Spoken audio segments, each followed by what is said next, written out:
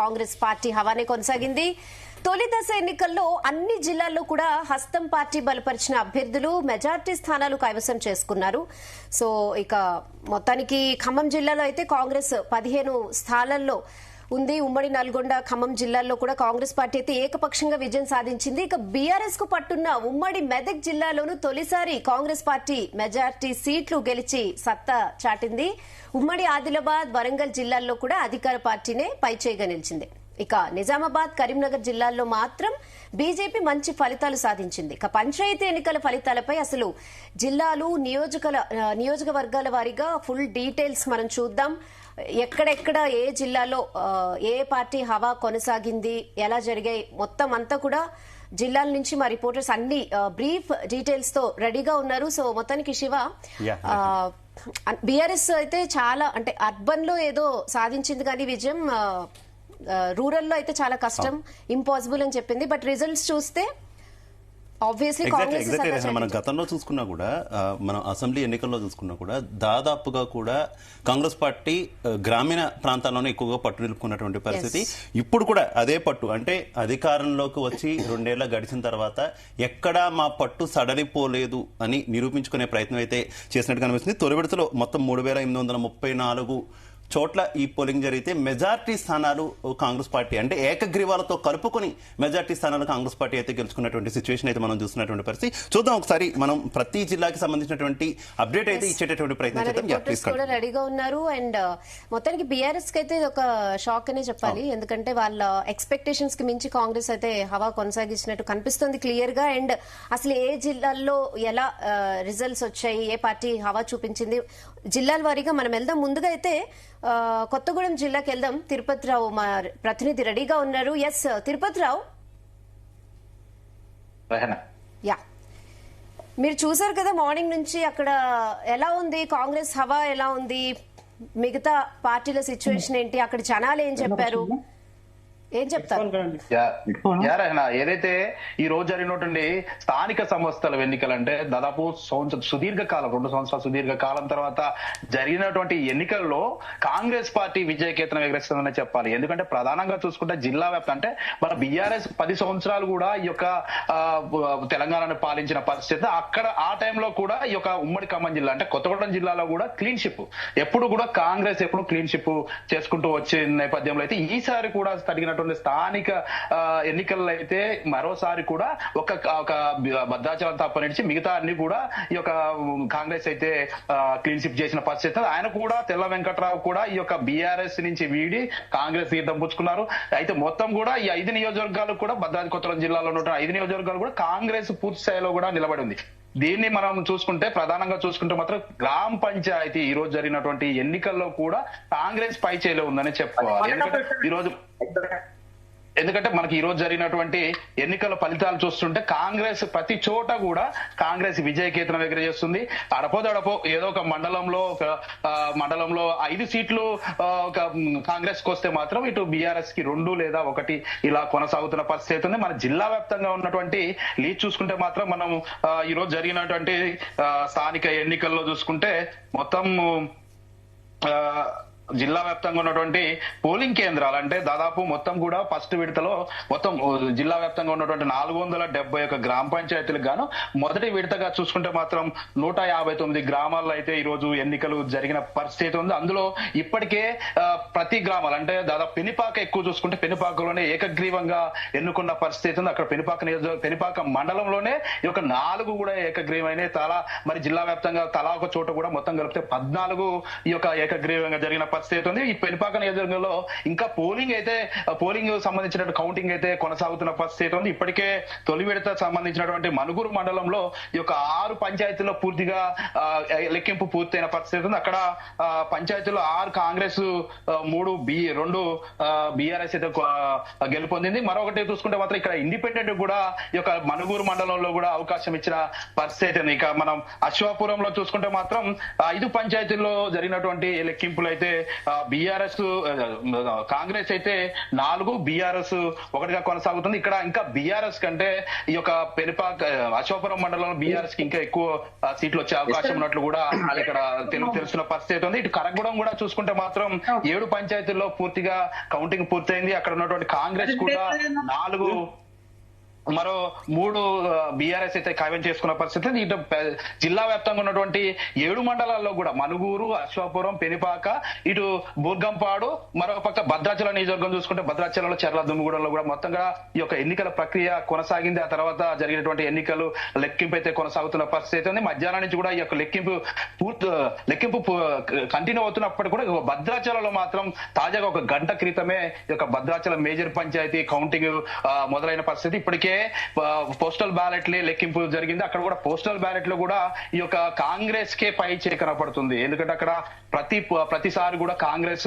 ముందుకు కొనసాగుతున్న నేపథ్యంలో కాంగ్రెస్ కే కొనసాగుతుంది. ఇటు చెర్లలో కూడా మనం ప్రధానంగా చెర్లలో కూడా చూసుకుంటే కాంగ్రెస్ 3 గెలుపొందగా బీఆర్ఎస్ మాత్రం 1 గెలుపొందింది. మరొకటి సిపిఎం న్యూ డెమోక్రసీ 1 గెలుపొందిన పరిస్థితి. అక్కడ న్యూ డెమోక్రసీ పార్టీకి సంబంధించినటువంటి ఓ వ్యక్తి కూడా అక్కడ ఏకగ్రీవంగా ఎన్నుకోవడం జరిగింది. మరోపక్క బూర్గంపాడు, మరో మేజర్ పంచాయతీ బూర్గంపాడులో కూడా ఇప్పటికే కాంగ్రెస్ కైవసం చేసుకున్న పరిస్థితి. అక్కడ ఉన్నటువంటి 4 కూడా కాంగ్రెస్ కైవసం చేసుకుంది. మరోపక్క బీఆర్ఎస్ అయితే ఇంకొక పంచాయతీలు అయితే బీఆర్ఎస్ అయితే అత్యధికంలో కొనసాగుతున్న పరిస్థితి. బీఆర్ఎస్ గెలిచే అవకాశం ఉన్నట్లు కూడా తెలిసింది. ఏదేమైనా మనం ఏదైనా చూసుకుంటే కొత్తగూడెం జిల్లాలో ప్రతిసారి కూడా కాంగ్రెస్ కి పై చేయి కనపడేది. ఈ రోజు కూడా జరిగినటువంటి గ్రామ పంచాయతీ ఎన్నికల్లో కూడా ఈ కాంగ్రెస్ కి పై చేయి కనపడుతుందని చెప్పొచ్చు. రెహనా అయితే తిరుపతిరావు, ప్రధానంగా చూసుకుంటే చాలా చోట్ల మాత్రం స్వల్ప ఓట్ల తేడాతోనే కొంతమంది అభ్యర్థులు గెలిచినట్టు తెలుస్తుంది. ఏంటి, ఎలా ఉంది కొత్తగూడెం జిల్లాలో? ఇదే పరిస్థితి రిపీట్ అయిందా? చాలా స్వల్ప తేడాతో ఎవరైనా గెలిచినటువంటి సిచ్యువేషన్ ఏదైనా ఉందా అక్కడ? యా శివ, మనం ప్రధానంగా ఇక్కడ ఉన్నటువంటి ప్రతి ఏజెన్సీకి సంబంధించిన ఇక్కడ ఉన్నటువంటి ప్రతి ఒక్కరు కూడా సర్పంచ్ క్యాండిడేట్లు అంతా కూడా ఒక ఎస్టీ క్యాండిడేట్, జనరల్ లేకుండా మొత్తం కూడా ఎస్టీగా కొనసాగుతున్న పరిస్థితి. అక్కడ అతి తక్కువ మెజార్టీ, అంటే కాంగ్రెస్ కావచ్చు, కాంగ్రెస్ గెలిచినా 30 నుంచి 50 ఓట్ల మెజార్టీ, కొన్ని చోట్ల అయితే 10 ఓట్ల మెజార్టీతో కూడా కాంగ్రెస్ చేజిక్కించుకున్న పరిస్థితి ఉంది. బీఆర్ఎస్ కి అయితే కొన్ని చోట్ల కూడా కనీసం డిపాజిట్ కూడా దక్కని పరిస్థితి ఉంది. ఏదేమైనా కాంగ్రెస్ పార్టీకి గెలిచినప్పటికి కూడా బీఆర్ఎస్ కి పెద్ద తేడా ఏం కనపడడం లేదు. 30 నుంచి 50, 80, 100 అంటే 100 కూడా మెజార్టీ వచ్చిన పరిస్థితి లేదు Shiva. Right okay, thank you Tirupathirao.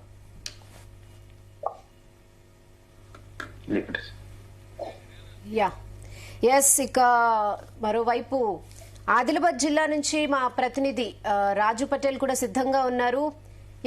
రాజు పటేల్, మొత్తానికి కాంగ్రెస్ హవా చూపించింది అన్ని చోట్ల, అక్కడ సిచ్యువేషన్ ఏంటి?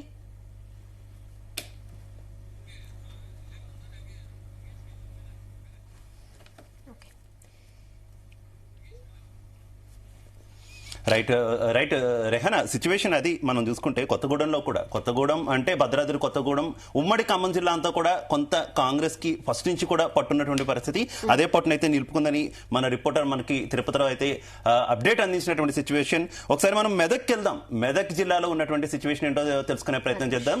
మెదక్ జిల్లా నుంచి మరింత ఇన్ఫర్మేషన్ మనకు అందించడానికి మా కరెస్పాండెంట్ నరేష్ లైవ్ లో రెడీగా ఉన్నారు. నరేష్, ఏంటి సిచ్యువేషన్, ఏ రకంగా ఉంది? కాంగ్రెస్ పార్టీ హవా అక్కడ కూడా కంటిన్యూ అవుతుందా? జిల్లాలో దాదాపుగా అంటే ఇక్కడ పార్టీ కూడా అయితే ఈసారి మాత్రం కాంగ్రెస్ పార్టీ చెప్పుకోవచ్చు. సంగారెడ్డి జిల్లాలో చూస్తే 7 మండలాలు ఎన్నికలు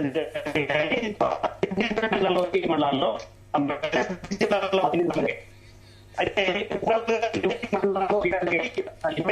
నాగేష్, మీ వాయిస్ క్లారిటీగా లేదు. ఒకసారి మనం ఆదిలాబాద్ జిల్లా ప్రతినిధి రాజు పటేల్ దగ్గరికి వెళ్దాం. రాజు పటేల్ ఆదిలాబాద్ అన్మ్యూట్ చేయండి. రాజు పటేల్, మీ వాయిస్ రావట్లేదు. చెప్పండి. ఓకే, చెప్పండి. ఆదిలాబాద్ జిల్లా వ్యాప్తంగా ఎలా ఉంది మొత్తం కాంగ్రెస్? ఉమ్మడి ఆదిలాబాద్ జిల్లా వ్యాప్తంగా కూడా కాంగ్రెస్ ఏదైతే ఆధిక్యాలు కొనసాగుతుంది, ఇప్పటి వరకు వచ్చినటువంటి సర్పంచ్ ఫలితాలలో కాంగ్రెస్ ముందంజలో ఉండగా టిఆర్ఎస్ రెండవ స్థానంలో ఉంది. ఇండిపెండెంట్ లో ఎక్కువ తర్వాతి స్థానంలో ఉండగా బీజేపీ 4వ స్థానంలో ఉంది.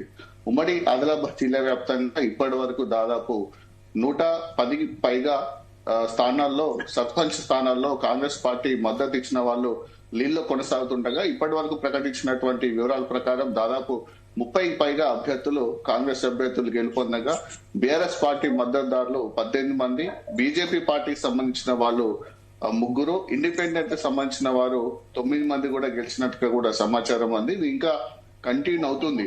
సో ఇప్పటి వరకు మనకు చిన్న గ్రామ పంచాయతీలకు సంబంధించి మాత్రమే రిజల్ట్స్ అందాయి. ఇక మేజర్ గ్రామ పంచాయతీలు క్రియాశీలకమైనటువంటి రోల్ పోషించనున్నాయి. ఫర్ ఎగ్జాంపుల్ మంచిర్యాల జిల్లాకు సంబంధించినటువంటి హాజీపూర్ మండల కేంద్రము అది గ్రామ పంచాయతీలో ఉంటుంది. హాజీపూర్ గాని, దొండబండ గాని, అలానే దండేపల్లి గాని, జెండా వెంకటాపూర్, అలానే నెల్లి గ్రామాలు, సూరారం, ఇలాంటి గ్రామాలన్నీ కూడా మేజర్ గ్రామ పంచాయతీలు. ఇక్కడ హోరాహోరీ నిర్మల్ జిల్లా సంబంధించినటువంటి ఖానాపూర్ కాన్ఫరెన్స్ లో కూడా మొదటి దఫా ఎన్నికలు జరుగుతున్నాయి. ఖానాపూర్ లో కాంగ్రెస్ పార్టీకి సంబంధించినటువంటి ఎమ్మెల్యే బొజ్జు పటేల్ అక్కడ ఎమ్మెల్యే ఉన్నారు. అయినప్పటికీ కూడా అక్కడ కాంగ్రెస్ తో పాటు ధీటుగా కూడా టిఆర్ఎస్ సంబంధించినటువంటి ఫలితాలు వస్తాయి. ఇక నిర్మల్ జిల్లాకు సంబంధించినట్టయితే ఊహించని విధంగా అక్కడ కాంగ్రెస్ కి అయితే అక్కడ ప్రజలు పట్టం కడుతున్నారని చెప్పవచ్చు. నిర్మల్ ఎమ్మెల్యే బీజేపీ ఎల్పీ నేత మహేశ్వర్ రెడ్డి అక్కడ ఎమ్మెల్యే ఉన్నారు. అయినప్పటికీ కూడా బీజేపీ అయితే అక్కడ దూకుడుగా లేదని చెప్పవచ్చు. బీజేపీ బలపరిచినటువంటి అభ్యర్థులు కూడా చాలా వెనుకంజ ఉంచాలి. అక్కడ అనూహ్యంగా కాంగ్రెస్ పార్టీ లీడ్ లోకి వస్తుంది. నిర్మల్ జిల్లాలో సంబంధించినటువంటి మొదటి దశలో జరిగినటువంటి ఎన్నికల్లో అయితే కాంగ్రెస్ పార్టీగా హవాన్ అక్కడ కొనసాగుతుందని చెప్పవచ్చు. ఇక్కడ కొమరంభీం ఆసిఫాబాద్ జిల్లాకు సంబంధించి నార్నూరు గాని, జెనూరు గాని, ఆదిలాబాద్ జిల్లా సంబంధించినటువంటి ఉట్నూరు మండలాల్లో జరిగినటువంటి మొదటి దఫా ఎన్నికల్లో కూడా కాంగ్రెస్ పార్టీ బలపరిచినటువంటి అభ్యర్థులే ఎక్కువ స్థానాల్లో గెలుస్తూ వస్తున్నారు. సో ఓవరాల్ గా చూసుకుంటే గ్రామ పంచాయతీ ఎలక్షన్స్ ఎలా ఉంటాయంటే వాస్తవానికి ఏ పార్టీ అయితే ప్రభుత్వంలో ఉంటుందో ఆ పార్టీకి సంబంధించినటువంటి అభ్యర్థులు ఎక్కువగా స్థానాల్లో గెలిచే అవకాశం ఉంటుంది. అదే ఒరవడి ఈసారి కూడా కంటిన్యూ అవుతూనే ఉంది. అయితే కాంగ్రెస్ పార్టీ అభ్యర్థులు ఊహించిన విధంగా మాత్రం గెలుపు దిశగా పయనించడం లేదని చెప్పవచ్చు. ఎందుకంటే ఇప్పటి వరకు మన ఫస్ట్ ఫేజ్ ఎలక్షన్స్ మాత్రమే మనం ఈక్వల్ గా మన సీక్వెన్స్ గా తీసుకుంటాం. ఇంకా సెకండ్ ఫేజ్, థర్డ్ ఫేజ్ కూడా ఉంది. అంటే సెకండ్ ఫేజ్, థర్డ్ ఫేజ్ లలో ఇంకా ఎక్కువ గ్రామ పంచాయతీలకు కూడా ఎన్నికలు జరిగే అవకాశం ఉంది. కాబట్టి ఓవరాల్ గా చూసుకుంటే మొదటి తప్ప ఎన్నికలకు సంబంధించినటువంటి గణాంకాలు వస్తున్నటువంటి ఫలితాలు కనుక చూసుకుంటే మాత్రం కాంగ్రెస్ పార్టీ ఆధిక్యంలో కొనసాగుతుందని చెప్పవచ్చు. చాలా చోట్ల కూడా నువ్వా నేనా అనేటువంటి ఫైట్ కూడా కొనసాగుతుంది.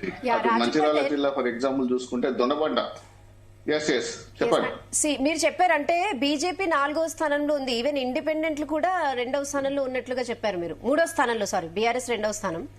సో అంటే ఆదిలాబాద్ జిల్లాలో ఒక ఎంపీ, 3 ఎమ్మెల్యేలు ఉన్నారు కదా బీజేపీ నుంచి, అయినా కూడా ఎందుకు ప్రభావం చూపించలేకపోయారు? అంటే ప్రచార లోపమా? అసలు వాళ్ళు ఎందుకు సాధించలేకపోయారంటే ఏం చెప్తారు? అక్కడ మీరు దగ్గరుండి అన్ని సిచ్యువేషన్ చూసుంటారు కదా. ఇక్కడ నేను చాలా క్లారిటీగా మనం అనాలిసిస్ చేయగలము. ఎందుకంటే ఇప్పుడు గ్రామ సర్పంచ్ గా అభ్యర్థిగా పోటీ చేస్తున్న వ్యక్తి తన సొంత ఖర్చుతో పాటు ఆ నియోజకవర్గానికి ఇన్ఛార్జ్ ఎవరు ఉన్నా సరే, ఫర్ ఎగ్జాంపుల్ ఎమ్మెల్యే ఉంటే ఎమ్మెల్యే గానీ ఆ పార్టీలకు మద్దతు పరిచినటువంటి వ్యక్తి, ఇప్పుడు బీజేపీ పార్టీ మద్దతు ప్రకటించినటువంటి బీజేపీ సర్పంచ్ అభ్యర్థికి ఆ నియోజకవర్గ బీజేపీ ఎమ్మెల్యే ఫుల్ సపోర్ట్ ఇవ్వాల్సి ఉంటుంది. అన్ని రకాలుగా అతను చూసుకోవాల్సినటువంటి ఆర్థిక వనరులు కూడా కాస్త సమకూర్చుకోవాల్సి ఉంటుంది. కానీ బీజేపీ ఎమ్మెల్యేలు ఉన్నటువంటి ఇప్పుడు మనకు అటు నిర్మల్ గాని, అలానే నిర్మల్ ప్రస్తుతానికి మనకు జరుగుతుంది నిర్మల్, ఆదిలాబాద్, మన ఆసిఫాబాద్ జిల్లాలోని కాగజ్ నగర్ లో మాత్రం ఇంకా ఇప్పుడు ఫస్ట్ ఫేజ్ ఎలక్షన్స్ మనకు జరగలేదు. కేవలం నిర్మల్ జిల్లాకు సంబంధించినటువంటి నిర్మల్ కాన్స్టిట్యూషన్స్ లో ఇప్పుడు మనకి ఎన్నికలు జరిగాయి, ఖానాపూర్ లో జరిగాయి. సో ఎంపీ మనకు ఆదిలాబాద్ బీజేపీ ఎంపీ గోడం నగేష్ ఉన్నారు. సో వీళ్ళందరూ ఏంటంటే ఫస్ట్ అభ్యర్థులకు సంబంధించినటువంటి కోఆర్డినేషన్ చేయాల్సి ఉంటుంది. ముందస్తు ఎలక్షన్ నోటిఫికేషన్ వెలువడిన తర్వాత అభ్యర్థులు నామినేషన్ వేస్తున్న క్రమంలో బీజేపీ పార్టీకి సంబంధించినటువంటి మండల స్థాయి నాయకులు గాని, గ్రామ నాయకులు, నియోజకవర్గ నాయకులు వీళ్ళని అప్రోచ్ అయిన తర్వాత మన పార్టీ నుంచి ఈ అభ్యర్థికి మనం మద్దతు ఇస్తే గెలిచే అవకాశం ఉంటుంది. కాబట్టి పార్టీ నుంచి సపోర్ట్ చేయాల్సి ఉంటుంది, ప్రచారం చేయాల్సి ఉంటుంది. మీరు కూడా రావాల్సి ఉంటది అనేటువంటి విజ్ఞప్తులు విన్నప్పులు పోయినప్పటికీ కూడా వాళ్ళు ఎక్కువగా ఆసక్తి అయితే చూపించని పరిస్థితి మనకు అనిపించింది. ఎందుకంటే గ్రామ పంచాయతీ ఎన్నికల్లో కనుక వాళ్ళు వెళ్తే ఒకవేళ గెలుపు దిశగా వచ్చేస్తేనేమో మెజార్టీ వచ్చేస్తేనేమో వాళ్ళకి మైలేజ్ పెరుగుతుంది, రాకపోతే గ్రాఫ్ తగ్గిపోతే అవకాశం ఉంటుంది అనేటువంటి భయం ఒక రకంగా కావచ్చు. సెకండ్ ఏమిటంటే ఆర్థిక వనరుల సమకూరణ కూడా చాలా ఇంపార్టెంట్ ఉంది. వీళ్ళు పెట్టుకునేటువంటి ఖర్చుతో కొంచెం వాళ్ళకు కూడా అభ్యర్థులు ఖచ్చితంగా అడిగే అవకాశం ఉంటుంది కాబట్టి తమ పైన ఆర్థిక భారం ఎక్కడ పడుతుంది అనేటువంటి ఆలోచన కూడా ఉంది. సో ఇప్పుడు మనకున్నటువంటి ఇన్ఫర్మేషన్ ప్రకారము ఆ బీజేపీ పార్టీలో ఉన్నటువంటి క్రియాశీలకమైనటువంటి నాయకులు హైదరాబాద్ జిల్లాకు సంబంధించింది కాదు కానీ సో తన నియోజకవర్గంలో ఉన్నటువంటి బీజేపీ పార్టీ అభ్యర్థులను గెలిపించుకోవడానికి చాలా రకాలు కూడా సపోర్ట్ చేశారు, ఆర్థిక వనరులు కూడా సమర్పించారు. సో ఆ నియోజకవర్గంలో అయితే బీజేపీ పార్టీ బలపరిచినటువంటి అభ్యర్థులు ఎక్కువగా గెలుస్తున్నటువంటి పరిస్థితి కనిపిస్తుంది. సో వేరే చోట సో ఉమ్మడి ఆదిలాబాద్ జిల్లా సంబంధించి అయితే కోఆర్డినేషన్ లేకపోవడం ప్రధాన కారణం. ఎందుకంటే అటు నిర్మల్ సంబంధించినటువంటి ఎమ్మెల్యే బీజేపీ నేత మహేశ్వర్ రెడ్డి ఉన్నారు, దాంతో పాటు అటు ముతోల్ సంబంధించినటువంటి ఎమ్మెల్యే రామారావు పటేల్, ఇటు ఆదిలాబాద్ సంబంధించినటువంటి పాయల్ శంకర్, సిర్పూర్ సంబంధించినటువంటి ఎమ్మెల్యే పాల్వాయి హరీష్ బాబు ఉన్నారు. సో వీళ్ళు నలుగురు అంటే సిర్పూర్ ఎమ్మెల్యే అయితే ఇక్కడ మనకు కుమ్రంభీం ఆసిఫాబాద్ జిల్లా డిఫరెంట్ సిచ్యువేషన్ లో ఉంటుంది. సెకండ్ ఫేజ్ థర్డ్ ఫేజ్ అక్కడ ఎలక్షన్స్ ఉన్నాయి. కానీ మొదటి ఫేజ్ జరిగినటువంటి ఆదిలాబాద్ జిల్లాలో కానీ ఉట్నూరు, నాన్నూరు, జైనూరు ఇటు పరిస్థితులు కానీ ఇంకా అటు నిర్మల్ జిల్లా జరిగినటువంటి అలాగే రాజు పటేల్, భారతీయ జనతా పార్టీ తెలంగాణలో అధికారంలోకి వస్తామని ఎంత చెప్పినప్పటికీ కూడా గ్రామ స్థాయిలో తెలంగాణలో పూర్తి స్థాయిలో గ్రామ స్థాయిలో ఇంకా కూడా పునాదులు లేవు అనేటటువంటి ఒక విమర్శ ఉంది. ఏంటి ఉమ్మడి ఆదిలాబాద్ జిల్లాలో ఇది నిరూపితమైంది అనుకోరా? ఎంపీ సీట్లు ఎమ్మెల్యే సీట్లు గెలిచినప్పటికీ కూడా చివరికి స్థానిక సంస్థల ఎన్నికలు వచ్చేసరికి చేతులు ఎత్తేసినటువంటి పరిస్థితి కదా. ఎస్, 100% ఇట్స్ ఫ్యాక్ట్ అని చెప్పవచ్చు. ఎందుకంటే గ్రామంలో ఉన్నటువంటి ప్రజాప్రతినిధుల ఏ పార్టీకైనా మూల స్తంభాలు. సో వాళ్ళు ఎమ్మెల్యేగా పోటీ చేసినా ఎంపీగా పోటీ చేసినా సరే వాళ్ళు ఎవరి మీద ఆధారపడి ఉంటారంటే గ్రామ స్థాయిలో ఉన్నటువంటి ప్రజాప్రతినిధుల పైన, గ్రామ స్థాయిలో ఉన్నటువంటి క్యాడర్ పైన, నాయకుల పైన, కార్యకర్తల పైన ఆధారపడి ఉంటారు వాళ్ళు. సో ఇలాంటి పరిస్థితులలో గ్రామ నిర్మాణంలో అంటే గ్రామ స్థాయిలో పార్టీ పటిష్టంగా ఉంటే, గ్రామ స్థాయిలో పార్టీ పునాదులు గట్టిగా ఉంటే సో ఎమ్మెల్యే ఎంపీ గాని ప్రభుత్వం గాని అధికారంలోకి వచ్చే అవకాశం ఉంటుంది.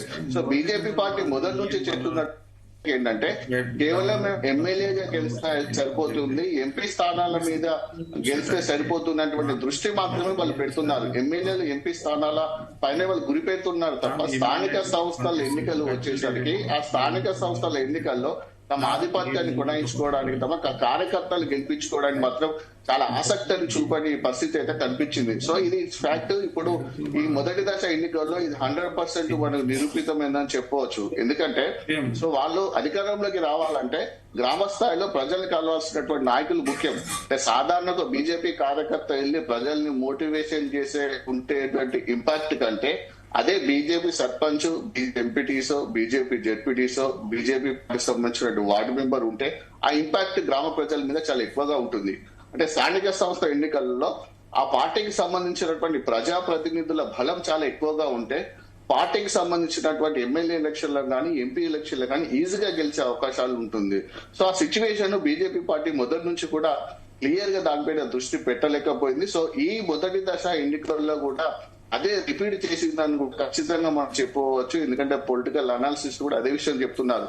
ఒక 10 గ్రామాలు ఉంటే ఒక మండలంలో, ఒక నియోజకవర్గంలో ఉన్నటువంటి గ్రామాల్లో కనీసం మొత్తమైన గ్రామాలు కాకుండా మండలానికి ఒక 3-4 గ్రామాలు, మండలానికి ఒక 2-3 గ్రామాలు తీసుకొని ఉన్నప్పుడు సో బీజేపీ పార్టీ గ్రామ స్థాయిలో పునాది వేసే అవకాశం ఉంటుంది. బీజేపీ పార్టీకి ఎక్కడ సర్పంచులు లేరు, ఎక్కడ ఎంపీటీసీలు లేరు, ఎక్కడ జెడ్పీటీసీలు లేరు.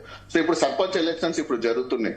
నెక్స్ట్ ఎంపీటీసీ, జెడ్పీటీసీ ఎలక్షన్స్ ఉండబోతున్నాయి. తర్వాత మున్సిపల్ కార్పొరేషన్ సంబంధించినటువంటి ఎలక్షన్స్ కూడా ఉండబోతున్నాయి. సో ఇలాంటి నిర్మాణ క్రమంలో బీజేపీ పార్టీ అధికారంలోకి రావాలంటే స్థానిక నాయకత్వాన్ని బలపరిచినటువంటి అవసరం ఖచ్చితంగా ఉంటుంది.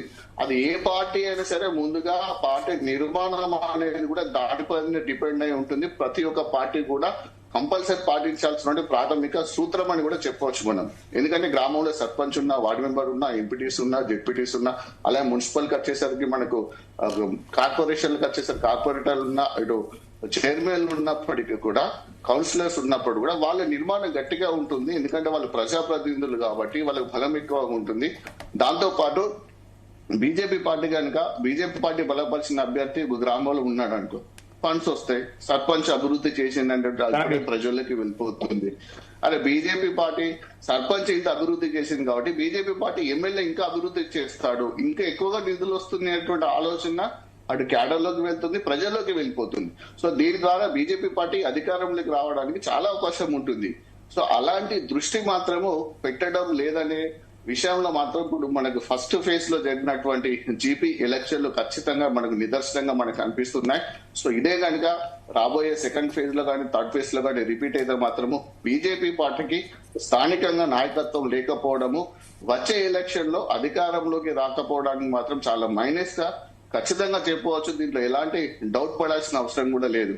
ఎందుకంటే స్థానికంగా పార్టీ ఏదైనా సరే బలంగా ఉంటేనే రాష్ట్రంలో అభివృద్ధిలోకి వస్తుంది, రాష్ట్రంలో ప్రభుత్వంలోకి వచ్చే అవకాశం ఉంటుంది. సో అలాంటి సిచ్యువేషన్ లో ఇంత చిన్న ఇది ఇంపార్టెంట్. ఏ పార్టీ అయినా సరే, ఏ రాష్ట్రంలో ఏ పార్టీ ఏదైనా సరే ఈ ఖచ్చితంగా ఈ సూత్రాన్ని అమలు చేస్తూ ఉంటుంది, పాటిస్తూ ఉంటుంది. కానీ బీజేపీ పార్టీ ఎందుకు ఈ విధానాన్ని అమలు చేయడం లేదో అర్థం కావట్లేదు. ఎందుకంటే బీజేపీ పార్టీలో ఉన్నటువంటి నాయకులు చాలా వరకు కూడా ఎందుకంటే స్థానిక నాయకత్వంలో పాలు పంచుకున్న వాళ్ళే స్థానికంగా ఉండేటువంటి నాయకత్వం ఏ విధంగా ఉంటుంది, స్థానికంగా ఎన్నికలు ఏ విధంగా ఉంటాయనే దాని మీద వాళ్ళకి చాలా మంది అవగాహన ఉన్నటువంటి నాయకులే. కానీ ఎప్పుడు కానీ ఎమ్మెల్యే ఎంపీ స్థానాల మీద దృష్టి పెడుతున్నారు తప్ప దీని మీద దృష్టి పెట్టలేదు. ఎందుకంటే బీజేపీకి ఒక మైలేజ్ వచ్చేసింది.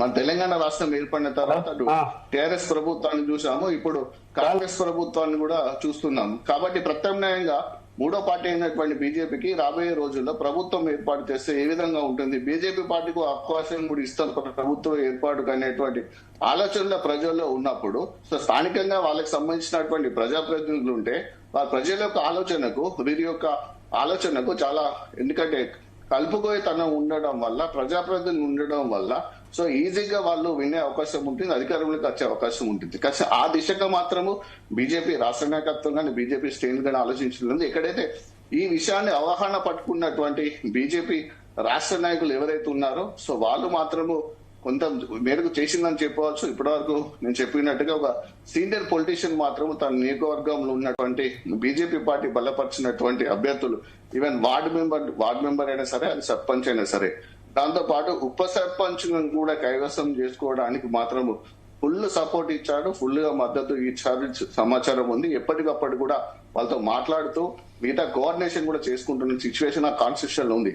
కానీ ఉమ్మడి ఆదిలాబాద్ జిల్లాకు సంబంధించి మాత్రం ఆ పరిస్థితి ఖచ్చితంగా లేదని చెప్పవచ్చు మనం. ఓకే రాజు పటేల్. సో మొత్తానికి శివ, తెలంగాణ వ్యాప్తంగా మొదటి విడత పంచాయతీ ఎన్నికల్లో అయితే 84% ఓటింగ్ నమోదైంది. సో అయితే ఇక్కడ సిద్దిపేట జిల్లాలో ఓవరాల్ గా తెలంగాణ మొత్తం చూసుకుంటే సిద్దిపేట జిల్లాలో అయితే బీఆర్ఎస్ బాగా హవా సాగించింది. కాంగ్రెస్ 30 స్థానాలు గెలుచుకుంది, బీఆర్ఎస్ 36 స్థానాలు గెలుచుకుంది.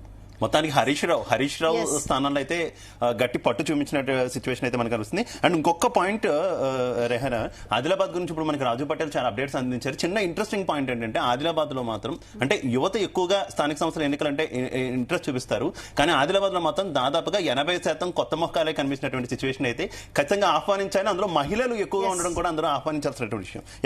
ఈవెన్ బీజేపీ 4th ప్లేస్ కి వెళ్ళిపోయింది.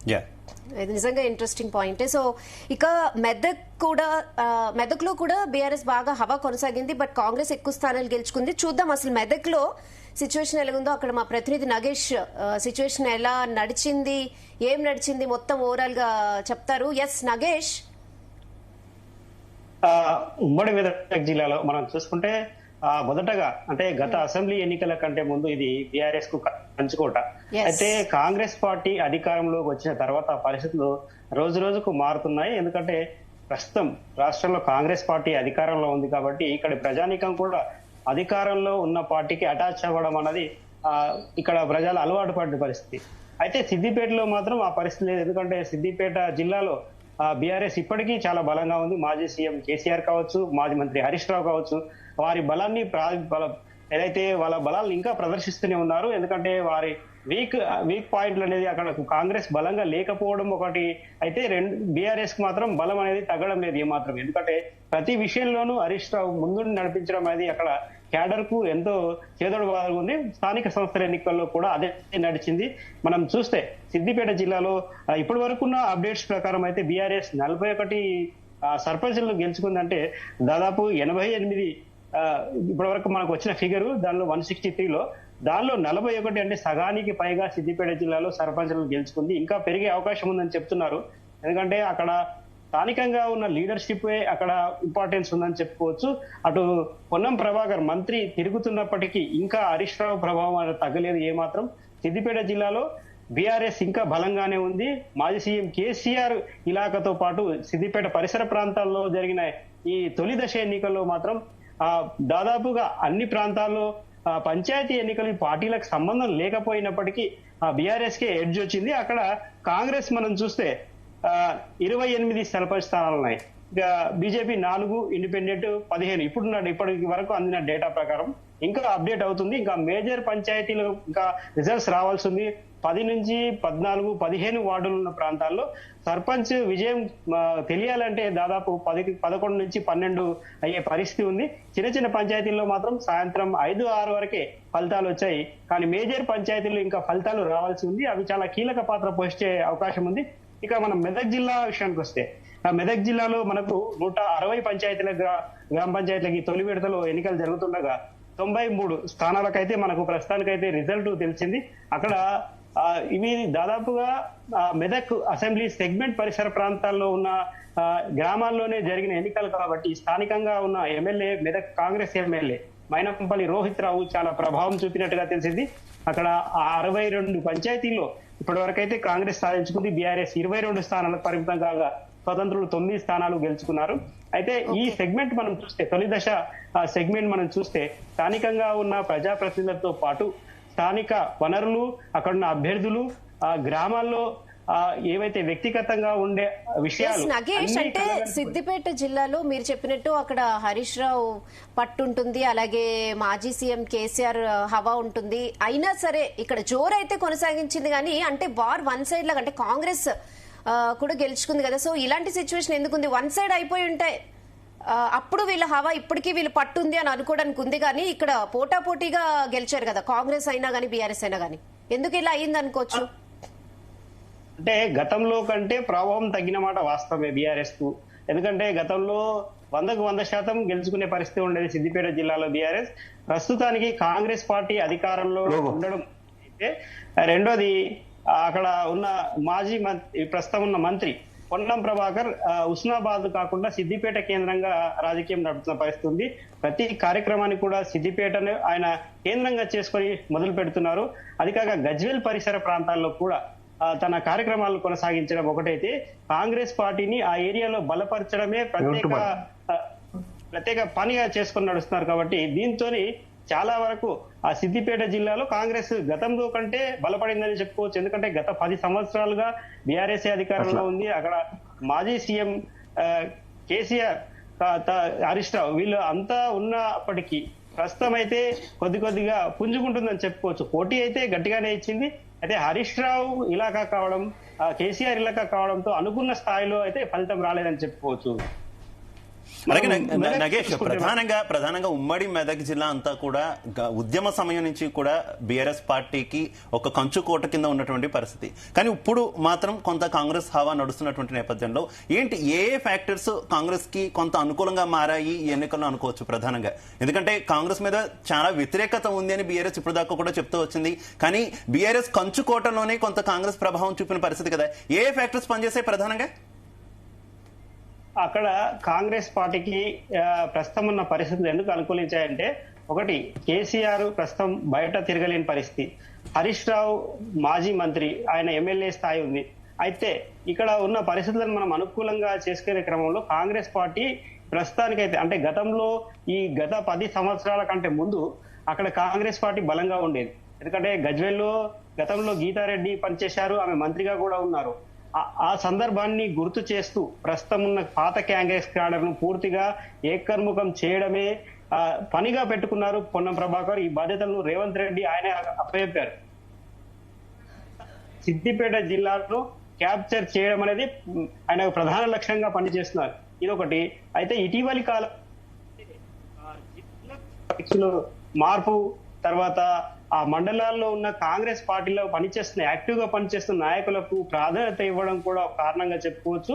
గతంలో బీఆర్ఎస్ పార్టీకి పోటీగా పనిచేసిన నాయకులు, బీఆర్ఎస్ అధికారంలో ఉన్నప్పటికీ ఆ కాంగ్రెస్ పార్టీ కోసం పనిచేసిన నాయకుల కోసం ఇప్పుడు ప్రాధాన్యత ఇచ్చే పరిస్థితి ఉంది. ప్రభుత్వం అధికారంలో కాంగ్రెస్ ప్రభుత్వమే ఉంది కాబట్టి ఈ అన్ని ఈక్వేషన్స్ తో పాటు స్థానికంగా పంచాయతీ ఎన్నికల్లో స్థానికంగా వ్యక్తిగతంగా కూడా అనేక కారణాలు ఉంటాయి. ప్రస్తుతం కాంగ్రెస్ పార్టీకి మద్దతిస్తూ ఎవరైతే బలపరిచిన అభ్యర్థులు ఉంటారో వారు కూడా ఇండిపెండెంట్ గా మంచి క్యాలిబర్ ఉన్న వారే కావడం కూడా ఒక కాంగ్రెస్ కు అక్కడ బలం పెరగడానికి కారణంగా చెప్పుకోవచ్చు. బీఆర్ఎస్ పార్టీ ఎంతగా ట్రై చేసినప్పటికీ కొన్ని ప్రాంతాల్లో మాత్రం కాంగ్రెస్ పుంజుకోవడమే ఇందుకు ప్రధాన కారణం. అందులో ప్రధాన పాత్ర అక్కడ మంత్రి పొన్నం ప్రభాకర్ ఉందని చెప్పుకోవచ్చు. స్థానికంగా ఉండే నాయకులు గత 10 ఏళ్ల క్రితం పనిచేసిన నాయకుల వారసులు కూడా ఇందులో మింగిలై అధికారంలో ఉన్న పార్టీకి పూర్తి స్థాయిలో మద్దతు రావాలనేది వచ్చే ఏదైతే జెడ్పీటీసీ ఎంపీటీసీ ఎలక్షన్ కావచ్చు ఇతర ఎన్నికలకు ఇది ఒక కేంద్ర బిందువు అవుతుంది. గ్రామ పంచాయతీ ఎన్నికలు అనేది ఆ నేపథ్యంలోనే కాంగ్రెస్ పుంజుకుంటుందని అక్కడ ప్రధానంగా చర్చ అయితే జరుగుతుంది. Yeah okay Nagesh. ఎస్ మొత్తానికైతే కాంగ్రెస్ అన్ని చోట్ల హవా చూపిస్తోంది. ఇక ఖమ్మం జిల్లాలో కూడా కాంగ్రెస్ హవానే మనకి కనిపిస్తోంది. అక్కడ అసలు బీఆర్ఎస్ సిచ్యువేషన్ ఏంటి, బీజేపీ ఎన్ని స్థానాలు గెలుచుకుంది, ఇవన్నీ కూడా మనం తెలుసుకుందాం. ఖమ్మం నుంచి మా ప్రతినిధి యాకేష్ ఉన్నారు రెడీగా. ఎస్ యాకేష్, కాంగ్రెస్ మంచి హవా చూపించింది కదా, నెక్స్ట్ పొజిషన్ లో ఎవరున్నారు, అసలు అక్కడ ఎలా జరిగింది, ఏం చెప్తారు, అక్కడ జనాల వ్యూ ఏంటి? Good evening Rehana. ఖమ్మం జిల్లాలో చాలా ప్రశాంతమైనటువంటి వాతావరణంలో అయితే మొదటి దఫా ఎన్నికలు కొనసాగాయి. ట్రెండ్ మొత్తం కూడా కాంగ్రెస్ బీఆర్ఎస్ అనే రీతిలో కొనసాగినప్పటికీ కూడా కాంగ్రెస్ పూర్తి స్థాయిలో ఆధిపత్యం ప్రదర్శించిందని చెప్పుకోవచ్చు. మొత్తం కూడా దాదాపు 192 సర్పంచ్ స్థానాల్లో 20 స్థానాలు ఏకగ్రీవం కాక 172 స్థానాల్లో కూడా అత్యధిక స్థానాలు కాంగ్రెస్ గెలుస్తుంది. ఇంకా ఫలితాలు కొనసాగుతున్నటువంటి పరిస్థితులలో రాత్రి సమయం అంటే 10-11 వరకు కూడా ఫలితాలు వెల్లడయ్యే అవకాశం ఉంది. మేజర్ పంచాయతీల్లో ఈ పరిస్థితి ఉండగా 1000 లోపు ఓట్లు ఉన్నటువంటి గ్రామ పంచాయతీల్లో ఇప్పటికే ఫలితాలు వచ్చాయి. దీంట్లో ప్రధానంగా 7 మండలాలకు సంబంధించి కాంగ్రెస్ పూర్తి స్థాయిలో ఆధిక్యత ప్రదర్శించిందని చెప్పుకోవచ్చు. కాంగ్రెస్ చేసినటువంటి ఈ 2 ఏళ్ల పాలనకు సంబంధించి పూర్తి స్థాయిలో ప్రజల్లో ఇంకా కాంగ్రెస్ పరిపాలన మీద నమ్మకం ఉంది. ఇచ్చినటువంటి హామీలు ఒక్కొక్కటి నెరవేరుస్తున్నటువంటి నేపథ్యంలో ఇంకా కాంగ్రెస్ మీద ఆశలు ప్రజలకు ఉన్నాయని చెప్పుకోవచ్చు. ఆ నేపథ్యంలోనే ఇంకా కాంగ్రెస్ పార్టీ బలపరిచినటువంటి అభ్యర్థులకు ఓట్లు పడ్డాయి. వాళ్ళు గెలుపుకు దిశగా ప్రయాణించారు. కొన్ని ప్రాంతాల్లో ఇప్పటికే గెలుపు సంబరాలు కొనసాగుతున్నటువంటి పరిస్థితి. అదే 7 మండలాలకు సంబంధించి ఒకే ఒక్క మండలం మంత్రి తుమ్మల నాగేశ్వరరావు నియోజకవర్గంలో ఉంది. అది రఘునాథపాలెం మండలం ఉంది. దాంట్లో కొత్త కాంగ్రెస్ కు ఎదురు దెబ్బ తగిలిందని చెప్పుకోవచ్చు. అక్కడ ఒకే ఒక మండలంలో 34 గ్రామ పంచాయతీలు ఉంటే దాదాపు 14 గ్రామ పంచాయతీలను బీఆర్ఎస్ గెలిచింది. బీఆర్ఎస్ కైవసం చేసుకున్నటువంటి నేపథ్యంలో అక్కడ బీఆర్ఎస్ పెద్ద ఎత్తున కూడా సంబరాలు చేస్తా ఉంది. ఇక్కడ బీఆర్ఎస్ గెలవడానికి ప్రధాన కారణం మంత్రి తుమ్మల నాగేశ్వరరావు ఈ మండలంలో ఎక్కడ కూడా ప్రచారం చేయలేదు. ఆయనకు సంబంధించినటువంటి అనుచరులు మాత్రమే ఆ ప్రాంతంలో ప్రచారం చేశారు తప్ప ఎక్కడ కూడా ఆయన నేరుగా ప్రచారం చేసినటువంటి దాఖలు లేవు. ఆయన తనయుడు తుమ్మల యుగేందర్ కొన్ని గ్రామాల్లో పర్యటించినప్పటికీ కూడా ఆయన ప్రభావం పెద్దగా లేదని చెప్పుకోవచ్చు. మాజీ మంత్రి పువ్వాడ అజయ్ కుమార్ ఆయన నియోజకవర్గం రఘునాథపాలెం మండలంలో పెద్ద ఎత్తున కూడా పర్యటించారు. గతంలో ఆయన ఆ ప్రాంతానికి చేసినటువంటి అభివృద్ధి, బీఆర్ఎస్ లో జరిగినటువంటి అభివృద్ధి ఏంటి అనేది ప్రజలకు వివరించారు. ఆ నేపథ్యంలోనే బీఆర్ఎస్ కు ఇంకా రఘునాథపాలెము కొంత కంచుకోటగా ఉంది అనేది నిరూపించుకున్నటువంటి పరిస్థితి. గతంలో కూడా అసెంబ్లీ నియోజకవర్గంలో మంత్రి తుమ్మల నాగేశ్వరరావుకు అత్యధిక ఓట్లు ఆ మండలంలోనే పోలైనటువంటి సందర్భం. ఇప్పుడు తిరిగి 2 సంవత్సరాల తర్వాతకి చూసుకుంటే కొంత కాంగ్రెస్ నుంచి బీఆర్ఎస్ వైపు గాలి మళ్ళినట్టు తెలుస్తా ఉంది. కొంత అక్కడ బీఆర్ఎస్ ప్రభావం చూపింది కానీ మిగతా ఏ ప్రాంతంలో కూడా బీఆర్ఎస్ పెద్దగా గెలవలేదని చెప్పుకోవచ్చు. ఒక్కో మండలంలో దాదాపు 20 నుంచి 30 గ్రామాలు ఉంటే 3-4 గ్రామ సర్పంచ్లకు పరిమితమైంది బీఆర్ఎస్. పెద్దగా ఎక్కడ ప్రభావం చూపని పరిస్థితి. అయితే వార్డు స్థానాలకు సంబంధించి పెద్ద సంఖ్యలో కూడా బీఆర్ఎస్ గెలుచుకుంది. ఎందుకంటే చాలా స్థానాలు కూడా ఎస్సీ ఎస్టీ రిజర్వ్డ్ ఉన్నటువంటి నేపథ్యంలో ఈ వార్డు సభ్యులకు సంబంధించి భారీగా బీఆర్ఎస్ అయితే గెలిచింది. అక్కడ ఉప సర్పంచ్ పోటీ తీవ్రంగా ఉండేటువంటి పరిస్థితి అయితే కనిపిస్తా ఉంది. ఓవరాల్ గా 7 మండలాల్లో కాంగ్రెస్ అయితే ఆధిక్యత ప్రదర్శించిందని చెప్పుకోవచ్చు. ఇక బీజేపీకి సంబంధించి ఈసారి పెద్దగా గ్రౌండ్ స్థాయిలో కూడా బీజేపీ ఖమ్మం జిల్లాలో మొదటి నుంచి పట్టలేదు అనేది ఒక భావన ఉంది. ఆ నేపథ్యంలోనే సర్పంచ్ స్థానాల్లో బీజేపీ పెద్దగా ఎక్కడ కూడా పోటీ చేయలేదు. 1-2 చోట్ల తమ బలం ఉన్న చోట పోటీ చేసినప్పటికీ కూడా ఎక్కడగా పెద్దగా గెలిచిన సందర్భాలు రాలేదు. ఇంకా ఫలితాలు వెలువడుతున్నటువంటి నేపథ్యంలో 1-2 చోట్ల ఏదైనా గెలుస్తుందనే బీజేపీ నేతలు కూడా ఆశగా ఎదురు చూస్తున్నారు. ఇక వామపక్షాలకు సంబంధించి చూసుకుంటే వామపక్షాలు ఖమ్మం జిల్లాలో చాలా బలమైనటువంటి పార్టీలు. ఏ పార్టీతో పొత్తు పెట్టుకున్నా కూడా వామపక్షాలు ఓట్లు అనేది చాలా కీలకమై ఉంటది. అలాంటి స్థానాల్లో వామపక్షాలు కొన్ని ప్రాంతాల్లో తమ బలాన్ని నిరూపించుకున్నాయి. తమకున్నటువంటి ప్రాంతాల్లో పోటీ చేసే గెలవడానికి ఆస్కారం ఉన్న చోట కొన్ని వార్డు స్థానాలు గెలిచాయి. కొన్ని చోట్ల సర్పంచ్ స్థానాలు కూడా గెలిచినటువంటి సందర్భం ఉన్నది. ఏదేమైనా 7 యాకేష్, అలాగే డిప్యూటీ సీఎం భట్టి విక్రమార్క జిల్లాలో ఎలా ఉంది? మథిరా కాన్స్టిట్యున్సీలో ఎట్లా ఉంది రిజల్ట్స్? ఇవాళ ప్రధానంగా ఆయన నియోజకవర్గానికి సంబంధించి మధిర, ఎర్రుపాలెం, బోనకల్లు, చింతకాని ఈ 4 మండలాల్లో కూడా కీలకంగా మొదటి దశలోనే ఎన్నికలు కొనసాగుతున్నాయి. ఈ 4 మండలాలకు సంబంధించి పెద్ద ఎత్తున కూడా కాంగ్రెస్ కు పట్టం కట్టారని చెప్పుకోవచ్చు. ఆయన డిప్యూటీ సీఎం సతీమణి మల్లు నందిని కూడా గత వారం రోజుల నుంచి కూడా ఆయా ప్రాంతాల్లో గ్రామాల్లో పర్యటించింది. నేరుగా బట్టి చేస్తున్నటువంటి అభివృద్ధిని ఆయన ప్రజలకు వివరించే ప్రయత్నం చేశారు. అక్కడ కూడా వామపక్షాల పొత్తు నేపథ్యంలో ఆ పార్టీలతోటి కాంగ్రెస్ బలపరిచినటువంటి అభ్యర్థులకు మద్దతు ఉన్నటువంటి క్రమంలో భారీ సంఖ్యలో కూడా కాంగ్రెస్ కు సంబంధించినటువంటి అభ్యర్థులు అయితే బట్టి నియోజకవర్గంలో గెలిచారని చెప్పుకోవచ్చు.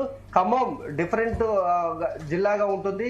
ఇప్పుడు ఉన్నటువంటి పరిస్థితుల నేపథ్యంలో ఒక మధిర నియోజకవర్గం మాత్రమే అభివృద్ధి చెందుతుందని ఇతర ఎమ్మెల్యేలు కూడా అంటున్నటువంటి నేపథ్యంలో తన బలాన్ని నిరూపించుకోవడానికి బట్టి విక్రమార్క శతవిధాల ప్రయత్నం చేశారు. ఆయన ప్రధాన అనుచరులు స్వయంగా ఆయన సతీమణే ఆ గ్రామాలలో పర్యటించి గెలుపు కోసం పెద్ద ఎత్తున ప్రయత్నం చేశారని చెప్పుకోవచ్చు. ప్రస్తుతం కాంగ్రెస్ పార్టీ బలపరిచినటువంటి అభ్యర్థులు మధిర నియోజకవర్గంలో టోటల్ గా దాదాపు 80 నుంచి 90% మీద కూడా కాంగ్రెస్ పార్టీ అభ్యర్థులే గెలిచారని చెప్పుకోవచ్చు. గత మధిర అసెంబ్లీ నియోజకవర్గానికి సంబంధించి బట్టి విక్రమార్క భారీ మెజార్టీ వచ్చింది. గ్రామీణ ప్రాంతాల్లో ఎక్కువగా ఓటర్లు కాంగ్రెస్ వైపే ఉంటారని మరొకసారి నిరూపితమైందని చెప్పుకోవచ్చు. అట్లాగే ఇవాళ దీనికి సంబంధించి 7 మండలాలకు సంబంధించి కూడా పూర్తి స్థాయిలో కాంగ్రెస్ ఆధిక్యత కొనసాగుతుంది. ఇంకొక మేజర్ పంచాయతీలకు ఓట్ల లెక్కింపు కొనసాగుతున్నటువంటి నేపథ్యంలో మేజర్ పంచాయతీలను కూడా కాంగ్రెస్ పార్టీ కైవసం చేసుకుంటుంది అనేది అయితే ఉంది.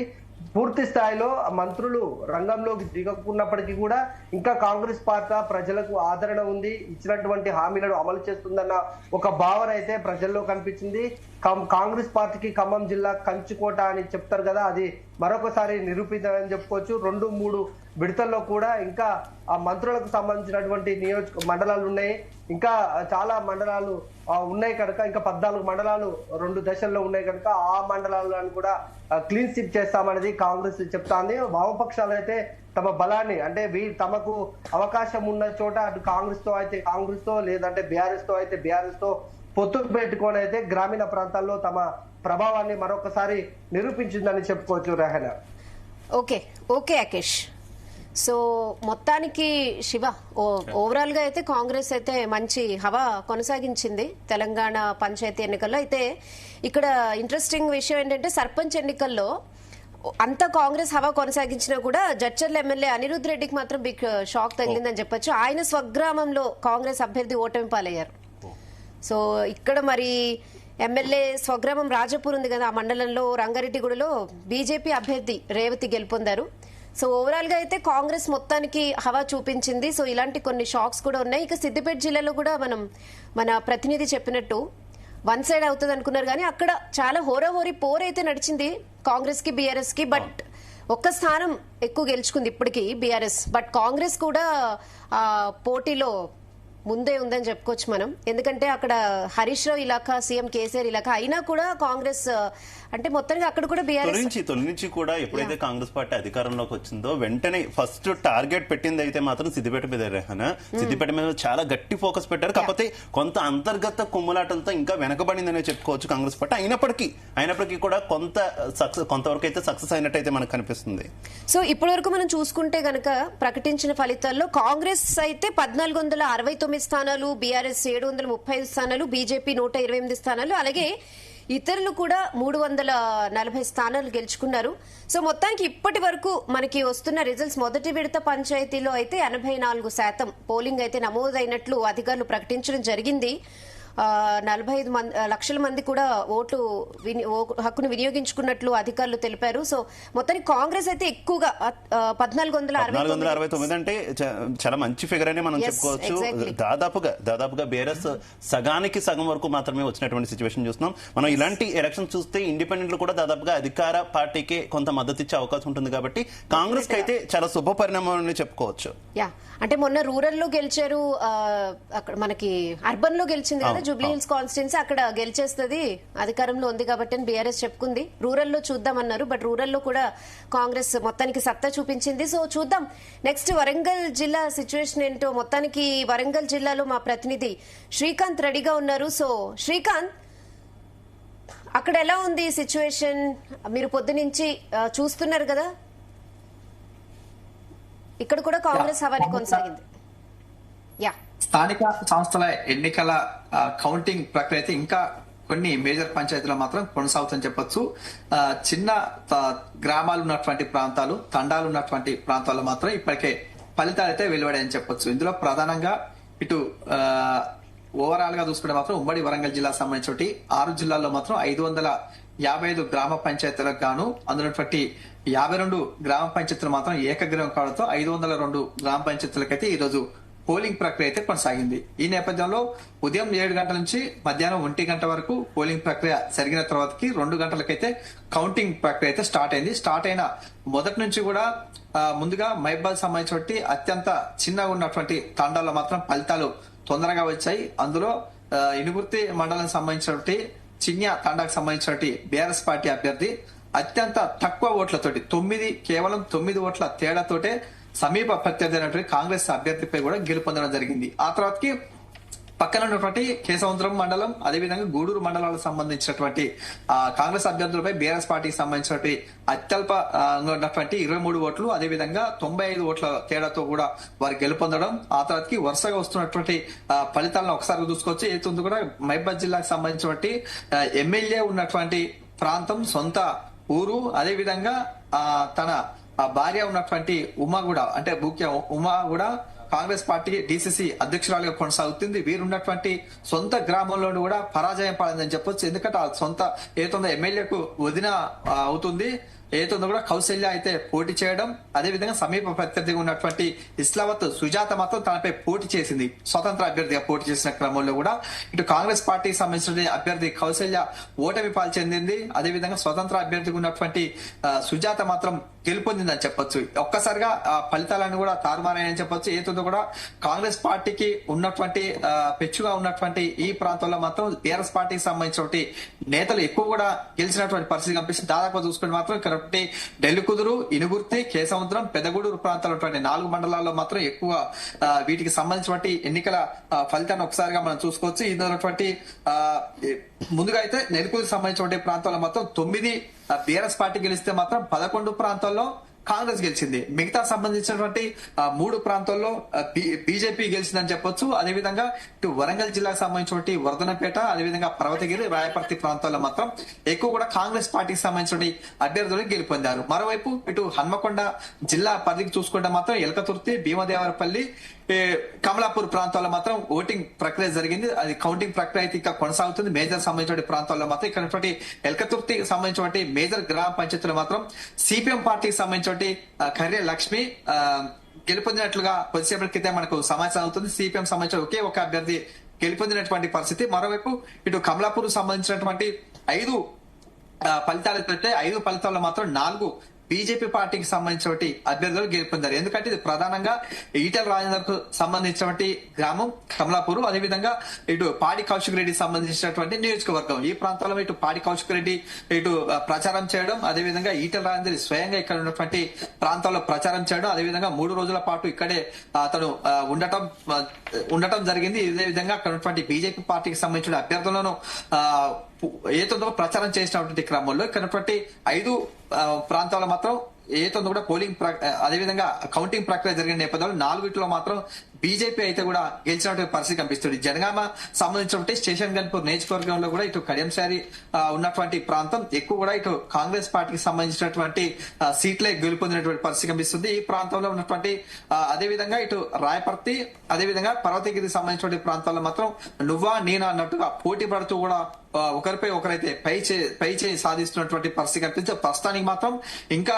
పోలింగ్ ఏదో కూడా కౌంటింగ్ ప్రక్రియ అయితే ఇంకా కొనసాగుతున్న పరిస్థితి కనిపిస్తుంది. రిహానా అయితే ప్రధానంగా నిన్న మొన్నటి వరకు కూడా కాంగ్రెస్ పార్టీలో ఉమ్మడి వరంగల్ జిల్లా వ్యాప్తంగా కూడా కొంత లొక్కలు అంతర్గత కుమ్మలాటలు ఎక్కువైనటువంటి పరిస్థితి కదా. ఆ ఇంపాక్ట్ ఏమైనా కనిపించిందా ఈ స్థానిక సంస్థల ఎన్నికల్లో శ్రీకాంత్?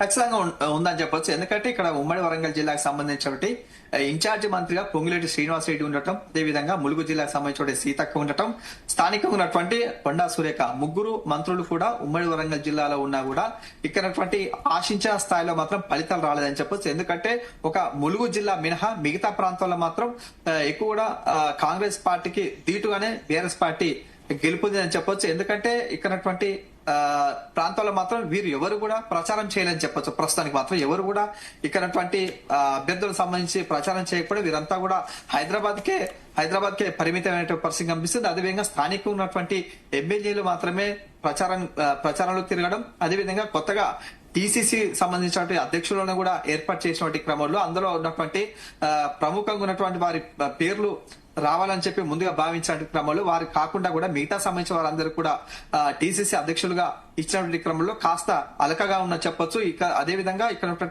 కొంతమంది ఎమ్మెల్యేలు అదేవిధంగా మంత్రులతో సఖ్యత లేకపోవడం కూడా దీనికి ప్రధాన కారణం అని చెప్పొచ్చు. ఇందుకే ఇక్కడ ప్రాంతాల్లో మాత్రం ఎక్కువ కూడా దృష్టి సారించకపోవడం, అదేవిధంగా ఇక్కడ పోటీ చేసినటువంటి అభ్యర్థులు ఖరారు చేయడం, అదేవిధంగా అభ్యర్థులను ఏదో కూడా వారి ప్రచారం చేసే, అదేవిధంగా ఇన్ఛార్జీలను కూడా నియమించకపోవడంతో కూడా ఇలాంటి ఫలితాలు వచ్చాయని చెప్పొచ్చు. దాదాపుగా నువ్వా నేనన్నట్టుగా పోటీ పడుతూ ఇటు బీఆర్ఎస్ అదేవిధంగా కాంగ్రెస్ తో పోటీ పడినటువంటి క్రమంలో కాస్త 60% పైగా కాంగ్రెస్ గెలిస్తే 40% పైగా కూడా ఇటు బీఆర్ఎస్ పార్టీకి సంబంధించినటువంటి అభ్యర్థులే గెలుపొందారు. మిగతా సంబంధించిన స్వతంత్ర అభ్యర్థులతో పాటు బీజేపీ పార్టీకి సంబంధించినటువంటి అభ్యర్థులు కూడా అక్కడక్కడ కూడా గెలిచినటువంటి సిచ్యువేషన్ అయితే కనిపిస్తుంది. శివ, అలాగే బీజేపీ అక్కడక్కడ గెలిచిన సిచ్యువేషన్ ఏంటి ఇంత హోరాహోరీలో కూడా బీజేపీ కూడా కొంత ప్రభావం చూపిన సిచ్యువేషన్ కదా. బీజేపీకి ఏంటి కలిసి వస్తుంది అనుకోవాలా? రానున్న ఎన్నికల్లో కొంత ఆశాభావం అనుకోవాలా ఉమ్మడి జిల్లాలో ఇది? చెప్పొచ్చు. ఎందుకంటే కూడా ఇక్కడ హుజురాబాద్ నియోజకవర్గం పరిధిలో ఉన్నటువంటి ఆ ప్రాంతంలో గతంలో ఉన్నటువంటి పోటీ చేసినటువంటి ఈటెల రాజేందర్, అదే విధంగా సొంత గ్రామం అయినటువంటి కమలాపూర్ ప్రాంతం సొంత గ్రామం కాబట్టి ఆ మండలం పూర్తిగా బీజేపీ పార్టీకి సంబంధించిన అభ్యర్థులను నియమించడం, అదేవిధంగా ఒక ప్రతిష్టాత్మకంగా తీసుకోవడం, అదేవిధంగా బీఆర్ఎస్ పార్టీకి సంబంధించిన పాడి కౌశిక్ రెడ్డి అక్కడే ఉండటం నేపథ్యంలో కూడా వీరు నువ్వా నేనట్టుగా పోటీ పడినటువంటి పరిస్థితి కనిపిస్తుంది. అదేవిధంగా పొన్నం ప్రభాకర్ కు ఏదో కూడా సమీపంలో ఉన్నటువంటి గ్రామం, ఎందుకంటే అతను ఉన్నటువంటి ప్రాంతానికి 3 కూడా అక్కడ ప్రచారం చేసినటువంటి నేపథ్యంలో కూడా ఇటు ప్రస్తుతానికి మాత్రం 5 ఫలితాలు వచ్చాయి. 5 ఫలితాల్లో మాత్రం 4 బీజేపీ పార్టీకి సంబంధించినటువంటి అభ్యర్థులే గెలుపొందినటువంటి పరిస్థితి కనిపిస్తుంది. కాబట్టి ప్రస్తుతానికి మాత్రం పై చేయి మాత్రం బీజేపీ ఉందని చెప్పొచ్చు. ఇంకా ఫలితాలు అయితే రావాల్సిన అవసరం అవుతుంది. ఇంకా ఎల్కతుర్తి, అదేవిధంగా భీమదేవరపల్లి, కమలాపూర్ సంబంధించిన కొన్ని గ్రామాల్లో మాత్రం ఇంకా ఫలితాలు రావాల్సి ఉంది. ఎందుకంటే ఇవన్నీ కూడా మేజర్ సంబంధించిన గ్రామ పంచాయతీలు. ప్రస్తుతం మాత్రం ఇంకా కౌంటింగ్ ప్రక్రియ కొనసాగుతుంది. మిగతా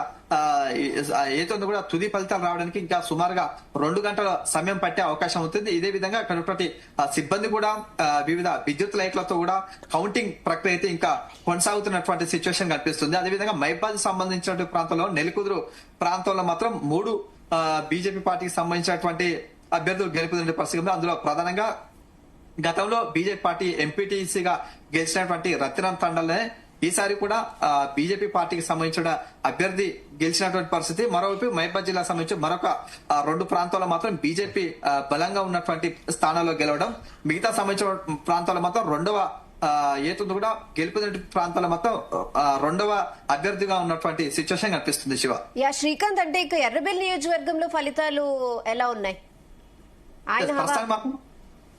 ఎర్రబెల్లి దయాకర్ రావు మాత్రం ఇక్కడ పాలకుర్తి నియోజకవర్గం, అదేవిధంగా వర్ధనపేట నియోజకవర్గం, రెండు నియోజకవర్గాల్లో కూడా ప్రచారం చేయడం జరిగింది. అందులో ఎక్కువ కూడా వర్ధనపేటకే సమయం కేటాయించడం, ఇక్కడ వారితో కూడా ప్రచారంలో పాల్గొన్నటువంటి పరిస్థితి, అదేవిధంగా విస్తృత స్థాయి కూడా సమావేశాలు నిర్వహించినటువంటి పరిస్థితి. ఈ క్రమంలో అక్కడ పర్వతగిరి, అదేవిధంగా రాయపర్తి, అదేవిధంగా వర్ధనపేటకు సంబంధించిన ప్రాంతాల్లో మాత్రం దాదాపుగా ఇప్పటికే 20కి పైగా బీఆర్ఎస్ పార్టీకి సంబంధించిన అభ్యర్థులు అయితే గెలిచినట్లుగా ప్రస్తుతానికి మన సమాచారం అవుతుంది. కాంగ్రెస్ పార్టీకి సంబంధించిన వారు మాత్రం సుమారుగా 40కి పైగా సర్పంచ్ అభ్యర్థులు అయితే గెలిచినట్లుగా ప్రస్తుతానికైతే సమాచారం అవుతుంది. ఇంకా కౌంటింగ్ ప్రక్రియ అయితే జరుగుతుందని చెప్పవచ్చు. Right, thank you Srikanth. అది ఉమ్మడి వరంగల్ జిల్లా వ్యాప్తంగా ఉన్నటువంటి సిచ్యువేషన్. రెహనా, మనం చూసుకుంటే ఉమ్మడి వరంగల్ జిల్లాలో చాలా మంచి ఫలితాలు అయితే కాంగ్రెస్కి వచ్చి ఉండేవి. కాకపోతే ఇందాక మన కరస్పాండెంట్ శ్రీకాంత్ చెప్పినట్టు ప్రధానంగా అంతర్గత కుమ్మలాట్లు అయితే కాంగ్రెస్ పార్టీని దెబ్బతీశాయని చెప్పుకోవచ్చు. ఈ నేపథ్యంలోనే హోరాహోరీగా అయితే జరిగినటువంటి పరిస్థితి. దాదాపుగా 60 నుంచి 65% వరకు స్థానాలు మాత్రం అటు కాంగ్రెస్ పార్టీ గెలుచుకుంటే 40 నుంచి దాదాపుగా 35 నుంచి 45 వరకు మాత్రం బీఆర్ఎస్ గెలుచుకుంది. అక్కడక్కడ బీజేపీ కూడా ఖాతా తెరిచినటువంటి పరిస్థితి. ఇది కూడా బీజేపీకి కొంత జోష్ని ఇచ్చేటటువంటి అంశంగా అయితే మనం చెప్పుకోవచ్చు. రైట్, మనం ఒకసారి నల్గొండ జిల్లాకు వెళ్దాం. నల్గొండ జిల్లాలో ఉన్నటువంటి సిచ్యువేషన్ కు సంబంధించి మరింత ఇన్ఫర్మేషన్ మనకు అందించడానికి మా కరెస్పాండెంట్ జానియా సిద్ధంగా ఉన్నారు. జానియా, ఏంటి నల్గొండ జిల్లాలో సిచ్యువేషన్ ఏ రకంగా ఉంది? నల్గొండ కాంగ్రెస్ పార్టీకి తొలి నుంచి కూడా కంచుకోట ఆహ్వానే కంటిన్యూ చేసిన పరిస్థితి ఉందా? ఏమైనా కొంత ఇబ్బందికర సిచ్యువేషన్స్ ఏమైనా కనిపించాయి? ఉమ్మడి నల్గొండ జిల్లా వ్యాప్తంగా ఈ రోజు జరిగినటువంటి మొదటి విడత సర్పంచ్ ఎన్నికల్లో కాంగ్రెస్ పార్టీకి సంబంధించి సర్పంచ్ అభ్యర్థులు మాత్రం ఎక్కువ స్థానాల్లో కూడా గెలుపొందిన సిచ్యువేషన్ కనబడుతుంది. ఇటు నల్గొండ జిల్లాకు సంబంధించి కానీ, ఇటు యాదాద్రి భువనగిరి జిల్లా కావచ్చు, సూర్యాపేట జిల్లా కావచ్చు, ఈ జిల్లాల్లో కాంగ్రెస్ పార్టీకి సంబంధించినటువంటి అభ్యర్థులు మాత్రం దాదాపుగా 50 మందికి పైగానే విజయం సాధించినట్టుగా కూడా సమాచారం అందుతుంది. ఇంకా కొన్ని గ్రామ పంచాయతీలలో ఏదైతే మేజర్ గ్రామ పంచాయతీలకు సంబంధించి వార్డులు ఎక్కువగా ఉన్నటువంటి ఏదైతే గ్రామ పంచాయతీలు ఉన్నాయో అక్కడ ఇంకా కూడా కౌంటింగ్ ప్రక్రియ అయితే కొనసాగుతుంది. అయితే సూర్యాపేట జిల్లా నూతన్కల్ మండలం నాగారం గ్రామ సర్పంచ్ బీఆర్ఎస్ పార్టీ బలపరిచినటువంటి సర్పంచ్ అభ్యర్థి బరిలోకి దిగినటువంటి మాజీ మంత్రి సూర్యాపేట ఎమ్మెల్యే జగదీశ్వర్ రెడ్డి తండ్రి రామచంద్రారెడ్డి గెలుపొందడం జరిగింది. మరోవైపు అదే సూర్యాపేట జిల్లాకు సంబంధించి ఏదైతే కార్పొరేషన్ చైర్మన్ గా ఉన్నటువంటి పటేల్ రమేష్ రెడ్డి సొంత గ్రామం బాలెంలలో కూడా బీఆర్ఎస్ పార్టీ అభ్యర్థి గెలుపొందడం జరిగింది. అయితే ఇటు నాగారానికి సంబంధించి మాజీ మంత్రి జగదీశ్వర్ రెడ్డి తండ్రి రామచంద్రారెడ్డి మాత్రం ఆయన పోటీలో దిగిన సమయంలో అటువైపు ఎవరైతే కాంగ్రెస్ పార్టీ నుంచి పోటీ చేసిన అభ్యర్థులు ఇద్దరు కూడా బరిలో నిలవడంతో రామచంద్రారెడ్డి విజయం సాధించారనేది కూడా తెలుస్తోంది. ఎందుకంటే కాంగ్రెస్ పార్టీలో టికెట్లు ఆశించిన వారికి, అంటే పాత కొత్త అనేది ఉమ్మడి నల్గొండ జిల్లా వ్యాప్తంగా కూడా చాలా చోట్ల కాంగ్రెస్ పార్టీకి సంబంధించినటువంటి అభ్యర్థులు కూడా కొంతమంది అభ్యర్థులు వేయడం అది బీఆర్ఎస్ పార్టీకి కూడా కలిసి వచ్చిన అవకాశంగా చెప్పవచ్చు. మరోవైపు ఇటు ఏదైతే నల్గొండ జిల్లాకు సంబంధించి నల్గొండ నియోజకవర్గంలో మాజీ ఏదైతే మంత్రిగా ఉన్నటువంటి కోమటిరెడ్డి వెంకటరెడ్డి ఈ నియోజక పార్టీ 3 మండలాలకు సంబంధించి అత్యధిక స్థానాల్లో గెలుపొందినప్పటికీ ఏదైతే మిగతా స్థానాల్లో కూడా బీఆర్ఎస్ పార్టీ అభ్యర్థులు మాత్రం దాదాపుగా 20 స్థానాలకు పైగా కూడా గెలుపొందినట్టుగా కూడా సమాచారం అందుతుంది. మరి కొన్ని స్థానాల్లో హోరాహోరీగా కూడా పోటీ కొనసాగుతున్న సిచ్యువేషన్ ఉంది. ఇక యాదాద్రి భువనగిరి జిల్లాకు సంబంధించి కూడా అక్కడ బీఆర్ఎస్ ఏదైతే బీజేపీ పార్టీకి సంబంధించిన అటువంటి అభ్యర్థి 260 ఓట్ల మెజార్టీతో కూడా గెలుపొందినట్టుగా కూడా తెలుస్తుంది. యాదాద్రి భువనగిరి జిల్లాలో బీజేపీ పార్టీ ఓనిగొట్టిందని చెప్పవచ్చు. ఇప్పటి వరకు ఈ సూర్యాపేట కావచ్చు, నల్గొండ జిల్లాకు సంబంధించి కానీ ఎక్కడా కూడా బీజేపీ అభ్యర్థి బరిలోకి దిగినప్పటికీ ఎక్కడ కూడా విజయం సాధించలేదు. కాంగ్రెస్ అలాగే బీఆర్ఎస్ పార్టీ బలపరిచినటువంటి అభ్యర్థులు మాత్రమే విజయం సాధించారని చెప్పవచ్చు.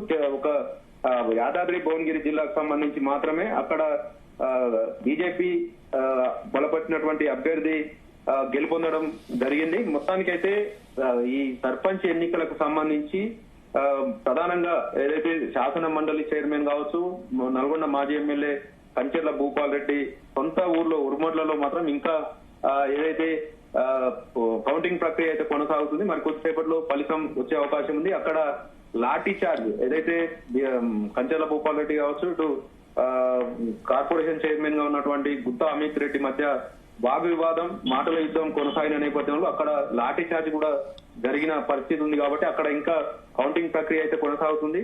అది అంటే కాంగ్రెస్ అభ్యర్థినా లేదంటే బీఆర్ఎస్ అభ్యర్థినా అనేది మాత్రం హోరాహోరీగా సాగుతున్నట్టుగా కూడా సమాచారం అందుతుంది. కన్నా సూర్యాపేట నియోజకవర్గానికి సంబంధించి కూడా ఎక్కువ కాంగ్రెస్ పార్టీ బలపరిచిన అభ్యర్థులు గెలుపొందినప్పటికీ వారికి అదే స్థాయిలో కూడా అంటే కొద్ది తేడాతోటే బీఆర్ఎస్ పార్టీ అభ్యర్థులు కూడా గెలుపొందడం జరిగింది. అయితే జానయ్య ప్రధానంగా కాంగ్రెస్ పార్టీని రెబల్స్ ఏమైనా దెబ్బతీశారు అనుకోవచ్చా? ఎందుకంటే రెబల్స్ బెడద అధికార పార్టీకి ఎక్కువగా కనిపించినట్టు తెలుస్తుంది.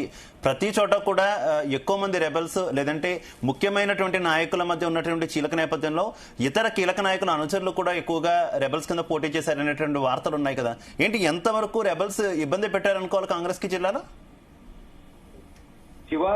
ముఖ్యంగా తుంగతూటి కావచ్చు, ఇటు నకిరికల్ కావచ్చు, నల్గొండ ఈ మూడు కాన్స్టిట్యూన్సీలకు సంబంధించి పాత కొత్త అంటే పాత కాంగ్రెస్ పార్టీలో కొనసాగిన వ్యక్తులు కావచ్చు, ఇటు బీఆర్ఎస్ పార్టీ నుంచి కాంగ్రెస్ ప్రభుత్వం రాగానే బీఆర్ఎస్ పార్టీ నుంచి కాంగ్రెస్ లోకి వచ్చినటువంటి వలస నేతలు కావచ్చు, వీరిలో కొత్త పాత అనే నేతల మధ్య నెలకొన్నటువంటి కొన్ని ఏదైతే సిచ్యువేషన్ ఉందో దాంతో టికెట్ ఆశించినటువంటి అప్పటి వరకు కాంగ్రెస్ ప్రభుత్వంలో తమకు ఈసారి సర్పంచ్ గా పోటీ చేస్తే ఖచ్చితంగా గెలుస్తాము, ప్రభుత్వం మనదే ఉందనే ఆశతో ఉన్నటువంటి అసలు కాంగ్రెస్ పార్టీకి సంబంధించినటువంటి నాయకులకు చాలా చోట్ల ఏదైతే నకరికల్ నియోజకవర్గానికి సంబంధించి కట్టంగూరు మండలంలో దాదాపుగా 25 గ్రామ పంచాయతీలకు పైగా ఉంటాయి. అక్కడ వేముల వీరేశం ఎమ్మెల్యే వేముల వీరేశంతో వచ్చిన బీఆర్ఎస్ నుంచి వచ్చిన నాయకులకు మాత్రమే సర్పంచ్ టికెట్లు ఇవ్వడంతో అక్కడ కాంగ్రెస్ నేతలంతా కూడా డిసైడ్ కావడం, ప్రతి చోట దాదాపుగా 25 గ్రామ పంచాయతీలలో కాంగ్రెస్ రెబల్ అభ్యర్థులు పోటీ చేసిన సిచ్యువేషన్ ఉంది. కానీ అక్కడ ఈ రెబల్స్ పోటీ చేయడం తోటి ఎక్కువ ప్రాబల్యం చూపించడం జరిగింది. అక్కడ బీఆర్ఎస్ పార్టీ అభ్యర్థులే గెలుపొందారు. అటు తుంగతుర్తి నియోజకవర్గానికి సంబంధించి కూడా సేమ్ సిచ్యువేషన్. ఆయన మందుల సామెలు కూడా బీఆర్ఎస్ నుంచి కాంగ్రెస్ లోకి వచ్చిన నాయకుడే కాబట్టి ఆయనతో పాటు వచ్చిన నాయకులకు మాత్రమే సర్పంచ్ గా ఆయన టికెట్లు ఇవ్వడం, అలాగే పాత కాంగ్రెస్ నాయకులు కూడా టికెట్ ఆశించిన వారంతా కూడా ఏదైతే సర్పంచ్ గా బరిలోకి నిలవడం తోటి బీఆర్ఎస్ పార్టీ కాంగ్రెస్ పార్టీకి సమానంగా కూడా కొన్ని చోట్ల కొన్ని మండలాల్లో వచ్చిన సిచ్యువేషన్ ఉంది. ఎందుకంటే రెబల్స్ ప్రభావంతో ఇటు బీఆర్ఎస్ వైపు బీఆర్ఎస్ గెలుపుకు రెబల్స్ తోటే అవకాశం దక్కింది అనేది మాత్రం చెప్పొచ్చు. ఎందుకంటే ఇద్దరు కాంగ్రెస్ పార్టీకి సంబంధించినటువంటి నాయకులు సర్పంచులుగా పోటీలో ఉన్నప్పుడు ఆటోమేటిక్ గా కాంగ్రెస్ పార్టీకి సంబంధించినటువంటి ఓటు బ్యాంకును ఇద్దరు చీల్చుకుంటారు. కాబట్టి ఆటోమేటిక్ గా బీఆర్ఎస్ పార్టీకి సంబంధించినటువంటి నాయకులే ఎక్కువగా గెలిచే అవకాశం ఉంటుంది. కాబట్టి చాలా చోట్ల బీఆర్ఎస్ పార్టీ గెలుపొందిన చాలా గ్రామ పంచాయతీలో కూడా ఈ కాంగ్రెస్ పార్టీకి సంబంధించినటువంటి రెబల్స్ అభ్యర్థులు మాత్రం బరిలో ఉండడంతో బీఆర్ఎస్ పార్టీ సంబంధించినటువంటి సర్పంచులు గెలుపొందారు అనేది మాత్రం చెప్పవచ్చు.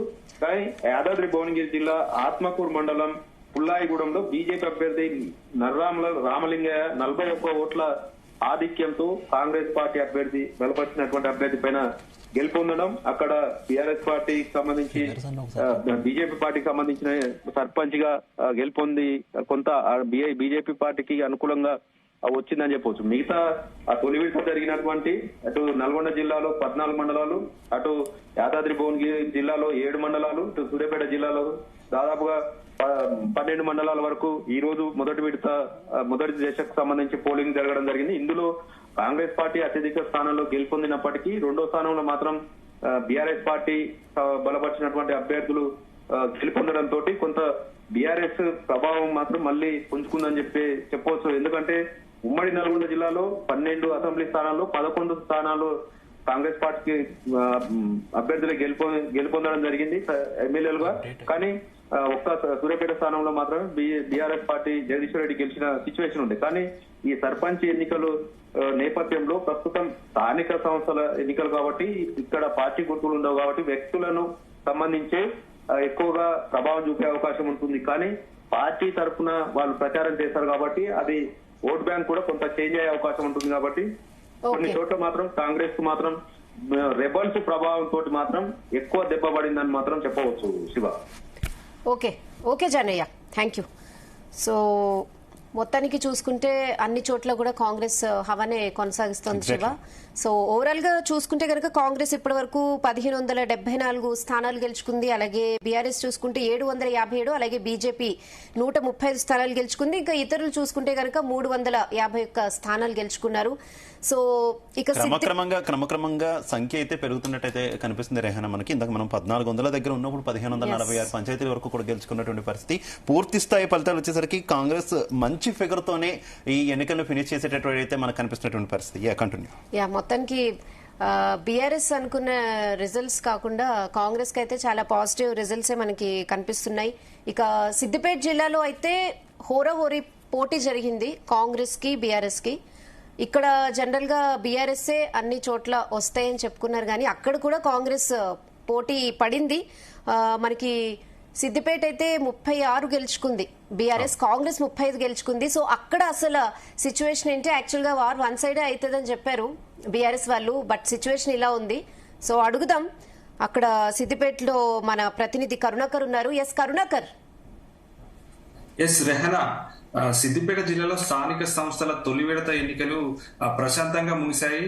ఇక్కడ దాదాపు 147 గ్రామాలకు గాను 7 మండలాలకు గాను ఎన్నికలైతే ప్రశాంతంగా సజావుగా అయితే ముగిశాయి. ఇప్పటి వరకు అయితే చూసినట్టయితే ఒకవేళ మనం రిజల్ట్స్ అయితే చూసినట్టయితే కాంగ్రెస్ పార్టీ ఇప్పటి వరకు 52 స్థానాల్లో గెలిచింది, బీఆర్ఎస్ పార్టీ 56 స్థానాల్లో గెలిచింది. ఇక్కడ ఇంకా ప్రాముఖ్యంగా చూడాల్సిన విషయం ఏంటంటే బీజేపీ పార్టీ ఇక్కడ 9 స్థానాల్లో గెలుచుకుంది. దీంతో పాటు అదర్స్ కూడా దాదాపు ఒక 18 మంది కూడా అదర్స్ స్వతంత్ర అభ్యర్థులు కూడా గెలవడం జరిగింది. ముఖ్యంగా మాజీ ముఖ్యమంత్రి బీఆర్ఎస్ అధినేత కేసీఆర్ ప్రాతినిధ్యం వహిస్తున్నటువంటి సిద్దిపేట గజ్వెల్ నియోజకవర్గంలోని 7 మండలాలకు గాను ఈ రోజు అయితే ఎన్నికలైతే కొనసాగి గజ్వెల్ మండలం, రాయపూర్ మండలం, దౌలతాబాద్ మండలం, వర్గల్ మరియు ములుగు, మర్కూకు, జగదేవ్పూర్ మండలాలతో పాటు దాదాపు 147 గ్రామాలకు గాను అయితే ఎన్నికలు జరిగినాయి. ఇక్కడ 163 గ్రామాలు ఉండగా వీటిలో 16 మంది ఇప్పటికే ఏకగ్రీవంగా సర్పంచ్ గా అయితే ఎన్నుకోవడం జరిగింది. వీటితో పాటు 13 చోట్ల వార్డు సభ్యులుగా కూడా ఏకగ్రీవంగా ఎన్నుకోవడం జరిగింది. దీంతో మిగిలిన 143 గ్రామాల్లో ఎన్నికలైతే సజావుగా కొనసాగాయి. ఉదయం 6 గంటల నుంచి మాక్ పోలింగ్ తో ప్రారంభమైన ఈ ఎన్నికలు మధ్యాహ్నం 1 గంట వరకు కూడా కొనసాగాయి. మధ్యాహ్నం 1 గంట లోపు ఎవరైతే ఓటు వేయడానికి వచ్చారో ఆ పోలింగ్ స్టేషన్లకు వచ్చారో వారిని అయితే అనుమతించారు. ఆ ఎన్నికల పర్యవేక్షణలో భాగంగా కలెక్టర్, జిల్లాకు సంబంధించిన కలెక్టర్ హైమావత్ తో పాటు police commissioner SM Vijay Kumar కూడా భారీ బందోబస్తు తోటి అయితే ఎన్నికలైతే నిర్వహించడం జరిగింది. ఎన్నికలు నిర్వహించిన అనంతరం ఎన్నికల లెక్కింపు ప్రక్రియ కూడా ఎంతో ప్రశాంతంగా కొనసాగింది. ఇప్పటి వరకు చూసినట్టయితే 147 స్థానాల్లో ఇప్పటికే 134 స్థానాలకు సంబంధించి ఫలితాలు అయితే వెల్లడించడం జరిగింది. వీటిలో ముఖ్యంగా హోరాహోరీ బీఆర్ఎస్ పార్టీకి సంబంధించి, ఇటు కాంగ్రెస్ పార్టీకి సంబంధించి ఇరు పార్టీల మధ్యన అయితే హోరాహోరీ పోటీ జరిగింది. వీటిలో కాంగ్రెస్ పార్టీ 52 స్థానాలు గెలుచుకుంది, బీఆర్ఎస్ పార్టీ 56 స్థానాలు గెలుచుకుంది, బీజేపీ పార్టీ 9 స్థానాలు గెలుచుకుంది. అదర్స్ స్వతంత్ర అభ్యర్థులు అయితే ఒక 19 మంది అయితే గెలుచుకోవడం జరిగింది. ఇక్కడ కేసీఆర్ ప్రాతినిధ్యం వహిస్తున్నటువంటి కేసీఆర్ దత్తత గ్రామం అయినటువంటి ఇర్రవెల్లి మరియు నర్సన్నపేట గ్రామాల్లో ఇప్పటికే ఈ గ్రామాలకు సంబంధించి సర్పంచ్లు అయితే ఏకగ్రీవంగా ఎన్నుకోవడం జరిగింది. మిగతా 13 గ్రామాలకు సంబంధించి అవైతే మేజర్ గ్రామ పంచాయతీలుగా ఉన్నాయి. వాటికి సంబంధించి 2000, 3000 ఓట్లు ఉన్న తరుణంలో వాటి ఇంకా లెక్కింపు ప్రక్రియ అయితే ఇంకా కొనసాగుతా ఉంది. అయితే గజ్వేల్లో రిజల్ట్ ఏ రకంగా ఉంది? ముఖ్యంగా గజ్వేల్ అలాగే ఇతర ముఖ్యమైనటువంటి పంచాయతీలకు సంబంధించి బెట్టింగ్ల దందా కూడా జోరుగా కంటిన్యూ అయినట్టు తెలుస్తుంది. శివ రైట్. ఈ ముఖ్యంగా కేసీఆర్ ప్రాతినిధ్యం వహిస్తున్నటువంటి సిద్దిపేట జిల్లా హరీష్ రావు ఉండడం తోటి ఇక్కడ ఒక బెట్టింగ్ ప్రక్రియ కూడా కొనసాగుతా ఉన్నట్టు కూడా ఒక వినికిడి అయితే వచ్చింది. దీనికి సంబంధించి కాంగ్రెస్ సంబంధించి బీఆర్ఎస్ పార్టీకి సంబంధించి ఇరు పార్టీల మధ్య ఏది ఎక్కువ మెజార్టీ స్థానాలు గెలుస్తుంది, ఎక్కువ సర్పంచ్లు ఎవరు గెలుస్తారని చెప్పేసి కూడా బెట్టింగ్ కూడా జరిగినట్లు కూడా సమాచారం అయితే ఉంది. దీనికి అనుగుణంగానే ఇటు రెండు పార్టీలు, ఇటు బీఆర్ఎస్ పార్టీ కావచ్చు, ఇటు కాంగ్రెస్ పార్టీ కావచ్చు, వీటితో పాటు బీజేపీ భారతీయ జనతా పార్టీ కూడా ఇక్కడ అనూహ్యంగా ఎవరు ఊహించిన విధంగా 9 స్థానాలు కూడా సర్పంచ్ స్థానాలు అయితే కైవసం చేసుకుంది శివ. వీటితో పాటు 18 స్థానాలు అదర్స్ కూడా వారు అయితే గెలవడం జరిగింది. Right, okay thank you Karunakar. అది సిద్దిపేట జిల్లాలో ఉన్నటువంటి సిచ్యువేషన్. సిద్దిపేట జిల్లా రెహానా ఇందాక మీరు చెప్పినట్టుగానే సిద్దిపేట జిల్లాలో వన్ సైడ్ గా ఉంటుంది వారాన్ని అనుకున్నారు, కానీ ఇటు కాంగ్రెస్ కూడా చాలా టఫ్ ఫైట్ ఇచ్చినట్టే తెలుస్తుంది. హరీష్ రావుకి ఇది ఒక జలక్ అనే చెప్పుకోవచ్చు, ఎందుకంటే వన్ మ్యాన్ ఆర్మీ ఒంటి చేత్తో బీఆర్ఎస్ పార్టీకి సంబంధించి క్రూషియల్ టైమ్స్ లో ట్రబుల్ షూటర్ అని కూడా ఆయనకు పేరుంది. ఆయన కాన్స్టిట్యున్సీలోనే ఆయన నియోజకవర్గంలోనే కొంత బీఆర్ఎస్ పార్టీని దెబ్బతీసినటువంటి సిచ్యువేషన్ అయితే మనకి కనిపిస్తున్నటువంటి పరిస్థితి మనం చూస్తున్నాం. ఒకసారి మనం మహబూబ్ నగర్ మనం ఒకసారి మహబూబ్ నగర్ కి సంబంధించి కూడా మనం చూద్దాం. దానికి సంబంధించి మరింత ఇన్ఫర్మేషన్ మనకి శశి అందిస్తారు. అంతకంటే ముందు ఒకసారి మనం గనక ఇప్పుడు దాకా వచ్చినటువంటి ఫలితాలకు సంబంధించినటువంటి అంశాన్ని కనుక విశ్లేషించుకుంటే ఇప్పటి వరకు కూడా కాంగ్రెస్ పార్టీ మొత్తం 1546 స్థానాల్లో గెలిచినటువంటి పరిస్థితి. ఇక బీఆర్ఎస్ మద్దతుదారులు 748 చోట్ల, ఇక భారతీయ జనతా పార్టీకి సంబంధించినటువంటి మద్దతుదారులు 133 చోట్ల గెలుపొందినటువంటి పరిస్థితి. ఇండిపెండెంట్లు అయితే మొత్తం 344 చోట్ల అయితే గెలుపొందారు. కాంగ్రెస్ పార్టీ అయితే స్థానిక సంస్థల ఎన్నికల్లో ఈ తొలి విడత ఎన్నికల్లో మాత్రం తన సత్తా అయితే చాటుతూ ముందుకు సాగుతున్నటువంటి సిచ్యువేషన్ అయితే మనం చూస్తున్నటువంటి పరిస్థితి. రైట్, ఒకసారి మనం మహబూబ్ నగర్ జిల్లాకు వెళ్దాం. దీనికి సంబంధించి మరింత ఇన్ఫర్మేషన్ మా కరెస్పాండెంట్ శశి అందిస్తారు. శశి. అయితే ఈ రోజు తెలంగాణలో జరిగిన తొలి విడత ఎన్నికల ప్రచారంలో ఉమ్మడి మహబూబ్ నగర్ జిల్లా వ్యాప్తంగా మనకు మిశ్రమ ఫలితాలు అయితే వచ్చాయని చెప్పుకోవచ్చు. ఇటు మహబూబ్ నగర్ జిల్లాకు చూసుకుంటే బీఆర్ఎస్ కాంగ్రెస్ చెరి 35-36 సీట్లను కైవసం చేసుకున్నారు. అదేవిధంగా బీజేపీ ఒక స్థానాన్ని కైవసం చేసుకుంది. అదేవిధంగా ఇండిపెండెన్స్ 6 మందిని కైవసం చేసుకున్న పరిస్థితి అయితే ఉంది. జోగులాంబ గద్వాల జిల్లా, అదేవిధంగా నాగర్కర్నూలు జిల్లాను చూసుకుంటే కాంగ్రెస్ తన ఆధిపత్యాన్ని కొనసాగిందైతే చెప్పుకోవచ్చు. అదేవిధంగా ఇటు నారాయణపేట జిల్లాలకు కూడా మిశ్రమ ఫలితాలు వచ్చాయని చెప్పుకోవచ్చు. అదేవిధంగా మనం చూసుకుంటే ఈ రోజు సంచలన ఫలితం అయితే ఒకటి వెలువడింది.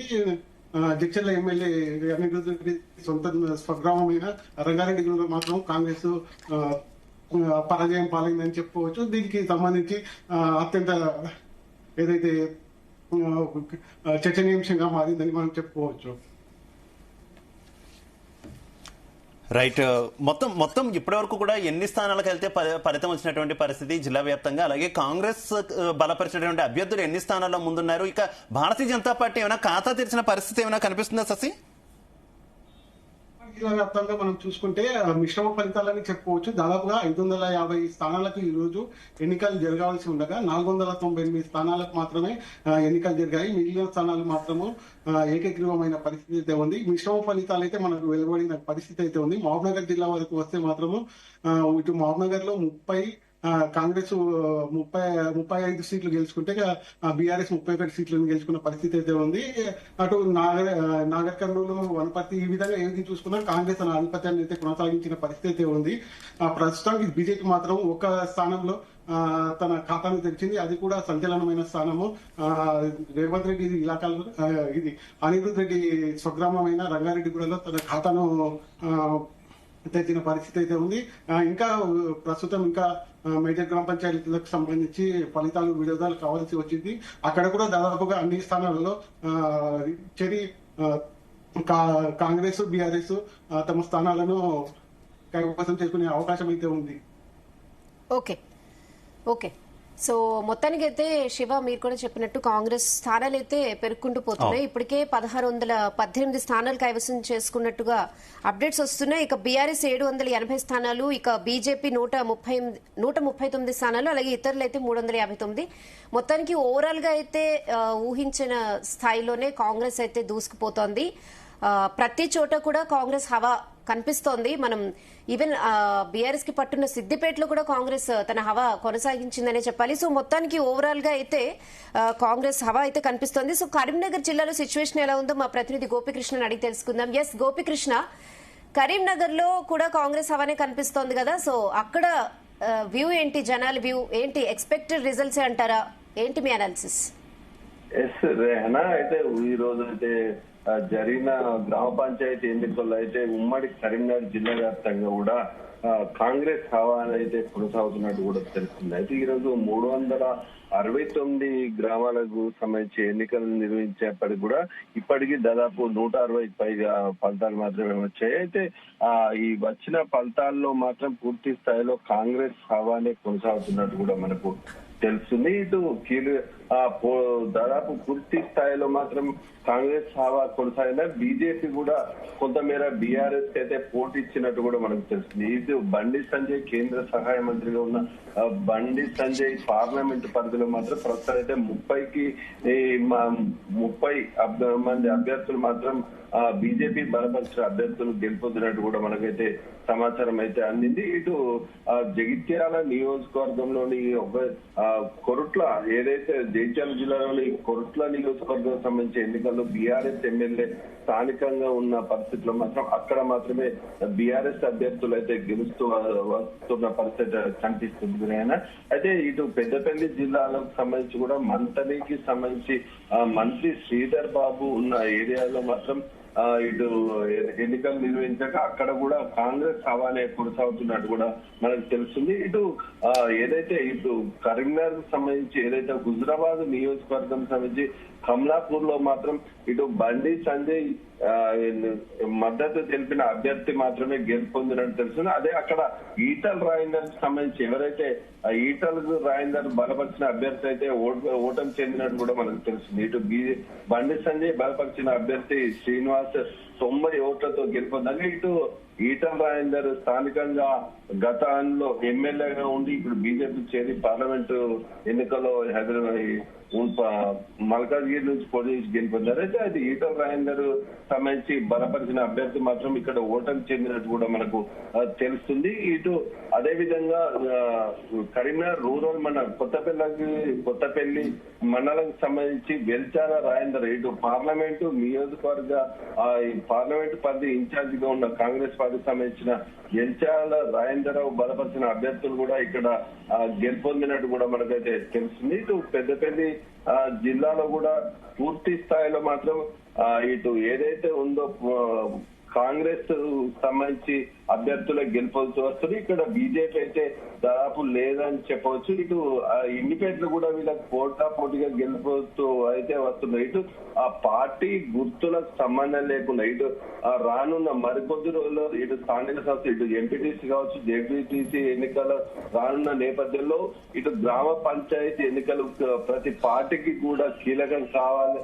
ఉన్న పరిస్థితిలో మాత్రం ప్రతి పార్టీ కూడా ఈ తన బలపరిచిన అభ్యర్థులను గెలుపొందే దిశగా గెలిపించుకుందామనే కోణంలో మాత్రం ప్రచారం అయితే నిర్వహించాయి. ఈ నేపథ్యంలోనే పోటాపోటీగా పార్టీ గుర్తులు లేనప్పటికీ కూడా స్థానికంగా ఉన్న ఇటు కాంగ్రెస్ ఎమ్మెల్యేలు కావచ్చు, మంత్రులు కావచ్చు, ఇటు బీజేపీకి సంబంధించిన కేంద్ర మంత్రులు కావచ్చు, స్థానిక నేతలు కావచ్చు, ఇటు ఏదైతే బీజేపీకి సంబంధించిన నేతలు ఇటు బీఆర్ఎస్ నేతలు కూడా ఈ గ్రామ పంచాయతీ ఎన్నికలను అయితే కీలకంగా తీసుకున్న పరిస్థితి కనిపించింది. అయినప్పటికీ కూడా ఇటు రాష్ట్రంలో కాంగ్రెస్ ప్రభుత్వం ఉన్న పరిస్థితిలో మాత్రం ఉత్తర తెలంగాణకు కేంద్ర బిందుగా గత 10 సంవత్సరాలు కూడా ఉత్తర తెలంగాణకు కేంద్ర బిందుగా ఉన్న బీఆర్ఎస్ కు కేంద్ర బిందుగా ఉన్న కరీంనగర్ జిల్లాలో మాత్రం కాంగ్రెస్ అయితే గత ఎన్నికల్లో మాత్రం ఇటు సిరిసిల్లతో పాటు ఇటు హుజరాబాద్, ఇటు కొరుట్ల నియోజకవర్గం 3 నియోజకవర్గాలకు సంబంధించిన జైత్యాలకు సంజయ్ ఉన్నప్పటికీ కూడా కాంగ్రెస్ చేరాలి. మిగతా 3 మాత్రమే బీఆర్ఎస్ సంబంధించిన ఎమ్మెల్యేలు అయితే ఉన్నారు. అయితే దాదాపు పూర్తి స్థాయిలో 10 మంది ఎమ్మెల్యేలు కూడా ఇటు కాంగ్రెస్ పార్టీకి చేరిన పరిస్థితి అయితే కనిపించింది. ఈ దిశగా ఉన్న కోణంలో మాత్రం స్థానికంగా కూడా బీఆర్ఎస్ నేతలు కూడా ఇప్పుడు రాష్ట్ర ప్రభుత్వంపై వ్యతిరేకత ఉన్న గ్రామాల్లో మాత్రం కొంతమేర బీఆర్ఎస్ అయితే పుంజుకుంటూ వచ్చింది. ఇటు బీజేపీ కూడా బండి సంజయ్ ఏదైతే నజరానా ఇస్తా కేంద్ర ఇటు రెండు అయితే గోపికృష్ణ, మనం భారతీయ జనతా పార్టీ విషయమే చూసుకుంటే అటు కేంద్ర మంత్రి బండి సంజయ్ కావచ్చు, ఇటు ఎంపీ ఈటెల రాజేందర్ కావచ్చు, ఇద్దరి మధ్య ఇంటర్నల్ గా కోల్డ్ వార్ నడుస్తున్నటువంటి సిచ్యువేషన్ చూస్తాం. ఏంటి ప్రస్తుతం ఈటెల అడ్డాలోనే కరీంనగర్ ఈ జిల్లాలో ప్రధానంగా ఈటెల అడ్డాలోనే అటు బండి సంజయ్ బలపరిచినటువంటి అభ్యర్థి గెలుపొందడం ఏ రకంగా చూసుకోవచ్చు? ఈటెలకి చెక్ పెట్టారనుకోవచ్చా సొంత అడ్డాలోనే? ఒకటి పూర్తి స్థాయిలో మాత్రం కేంద్ర సహాయ మంత్రి బండి సంజయ్ కరీంనగర్ పార్లమెంటు స్థానానికి కూడా ప్రాతినిధ్యం వహిస్తున్నారు. ఇటు ఈటల రాజేందర్ కూడా గత ఎన్నికల్లో ఇటు ఎమ్మెల్యేగా పోటీ చేసి ఓడిపోయిన పార్లమెంటు ఎన్నికల్లో మాత్రం మల్కాజిగిరి నుంచి కూడా గెలుపొందిన పరిస్థితి చూసాం. అయితే అప్పటి నుంచి కూడా ఈటల రాజేందర్ హుజరాబాద్ పై దృష్టి పెట్టనట్టు కూడా భావించారు. అయితే తాను కూడా పూర్తి స్థాయిలో నాకు కంచుకోట మొదటి నుంచి కూడా హుజరాబాద్ నియోజకవర్గం ప్రజలు కూడా తనకు మద్దతు తెలిపారని, దాన్ని ఆ హుజరాబాద్ ను విడిచిపెట్టనని చెప్పేసి కూడా చెప్పిన పరిస్థితుల్లో ఇటు బండి సంజయ్ కి సంబంధించిన అనుచరులు ఇటు బీజేపీ ఏదైతే ఈటల రాజేందర్ బీజేపీలో చేరినప్పటి నుంచి కూడా అక్కడ స్థానిక నేతలు కూడా బీజేపీలో చేరారు. అక్కడ మొదటి నుంచి కూడా బీజేపీ పార్టీలో ఉన్న ఏదైతే ఉన్నారో నాయకులు వాళ్ళకును ఈటల రాజేందర్ వర్గీయులకు మధ్య మొదటి నుంచి కూడా యుద్ధ వాతావరణం నెలకొంటుంది. ఇటు మాటల ఘర్షణ కూడా చూసారు. ఇటు ఇద్దరి మధ్య కూడా ఇటు అధ్యక్షుడిగా పోటీ చేసేందుకు కూడా ఈటల రాజేందర్ సిద్ధమైన దాన్ని చెక్ పెట్టాలని కూడా బండి సంజయ్ వ్యూహం పన్నారంటూ కూడా ప్రచారం అయితే కొనసాగించారు. అయితే ఈ నేపథ్యంలోనే ఇటు స్థానికంగా కూడా ఎన్నికల ఏదైతే స్థానిక సంస్థల ఎన్నికలకు కూడా తాను పూర్తి స్థాయిలో మొదటి నుంచి బీజేపీకి పనిచేసిన వారికి నమ్మకంగా పనిచేసిన ప్రతి కార్యకర్తకు కూడా సీటు అవకాశం కల్పిస్తామని కూడా బండి సంజయ్ చెప్పిన పరిస్థితుల్లో మాత్రం ఈటల రాజేందర్ తన అనుచరులకు ఖచ్చితంగా ఇచ్చే విధంగా చేస్తానంటూ కూడా కౌంటర్ అయితే ఇచ్చిన పరిస్థితుల్లో మాత్రం ఈ రోజు జరిగిన ఫలితాలు దాదాపు 2 ఏరియాల్లో కూడా ఇటు ఈటల రాజేందర్ అనుచరులకు అయితే చేదు అనుభవం ఏదైనట్టు కూడా మనకైతే స్పష్టంగా కనిపిస్తుంది. ఇటు స్థానికంగా మండల అధ్యక్షులు మాత్రం బీజేపీ మన బండి సంజయ్ కి అనుకూలంగా ఎవరైతే ఉన్నారో అతని మద్దతుదారులే ఉండడంతో మాత్రం స్థానికంగా కూడా బండి సంజయ్ స్వయంగా కూడా ప్రచారంలో పాల్గొంటూ తన అంశాలను ప్రచారంలో పాల్గొనజేస్తూ ఇటు నజరానా కూడా ఇస్తానని తన అంశాలను గెలిపిస్తే ఖచ్చితంగా నజరానా అందిస్తానని అభివృద్ధి దిశగా తాను భుజాలపై వేసుకుంటానని చెప్పేసి ప్రకటించారు. అయితే ఈటల రాజేందర్ హైదరాబాద్ కి పరిమితం అవడంతో పాటు ఇటు స్థానికంగా కూడా కొంతమేర దూరం అవడం కూడా దీనికి ఓటమి కూడా ఓటమి కారణం కావచ్చు అని చెప్పేసి స్థానికులు భావిస్తున్న పరిస్థితి మనకు కనిపిస్తుంది. శివ అయితే అదే విధంగా ఇటు వేములవాడకు నియోజకవర్గానికి సంబంధించి కూడా కాంగ్రెస్ హవా అయితే కొనసాగుతున్న పరిస్థితి మనకు కనిపిస్తుంది. ఇటు చెందుర్తి వేములవాడ మండలం నియోజకవర్గంలో చెందుర్తికి సంబంధించి అయితే ఇటు రీకౌంటింగ్ అయితే ఇప్పుడు మనకు అందిన సమాచారం మేరకు మేజర్ గ్రామ పంచాయతీ చెందుర్తిలో మాత్రం ఇటు రీకౌంటింగ్ అయితే బీజేపీ అభ్యర్థి అయితే కొన్నట్టు కూడా మనకైతే సమాచారం అయితే అందింది. ఇటు చెందుర్తి బీజేపీ అభ్యర్థి కొంత స్వల్ప తేడాతో ఓటమి చెందాడు. అయితే ఈ నేపథ్యంలోనే బీజేపీ అభ్యర్థి తాను గెలుస్తానని ఈ కౌంటింగ్ లో అవకతవకలు జరిగాయంటూ కూడా ఆందోళన అయితే దిగిన పరిస్థితి మనకు సమాచారం అయితే అందింది. ఈ నేపథ్యంలోనే ఎన్నికల అధికారులు కూడా రీకౌంటింగ్ చేసే విధంగా ఏర్పాట్లు చేస్తున్నట్టు కూడా మనకైతే ప్రస్తుతం అయితే సమాచారం అందుతుంది. శివ అయితే ఓవరాల్ గా చూసుకుంటే మాత్రం ఇటు జగిత్యాలతో పాటు ఇటు కరీంనగర్ సిరిసిల్లకు సంబంధించి ఇటు ఏదైతే పెద్దపల్లి జిల్లాలకు సంబంధించి కూడా పూర్తి స్థాయిలో మాత్రం కాంగ్రెస్ సభ కొనసాగుతుంది. ఇటు మెట్పల్లి మండలంలో మాత్రం కొంతమేర కాంగ్రెస్ పార్టీ అభ్యర్థులు బలపరిచిన అభ్యర్థులు ఇటు రామలచ్చకపేట సర్పంచ్ అయితే భాగ్యలక్ష్మి కావచ్చు, ఇటు రంగారావుపేటకు సంబంధించి విట్టంపేట, ఆత్మనగర్, కోనరావుపేట, వేంపేట గ్రామాల్లో మాత్రం కాంగ్రెస్ మద్దతు తెలిపిన అభ్యర్థులు గెలుపొందినట్టు కూడా మనకైతే స్పష్టంగా కనిపిస్తున్న పరిస్థితి కనిపిస్తుంది. Shiva okay Gopikrishna, thank you. So మొత్తానికి శివ సంఖ్య అయితే పెరుగుతోంది కాంగ్రెస్ విజయంలో. చూస్తే కనుక 1627 స్థానాలు కాంగ్రెస్ గెలుచుకుంది, బీఆర్ఎస్ 794 స్థానాలు కైవసం చేసుకుంది. ఇక ఇతరులు 360, బీజేపీ 140 స్థానాలు గెలుచుకుంది. సో మొత్తానికి కాంగ్రెస్ హవా అయితే ఇంకా కొనసాగుతోంది.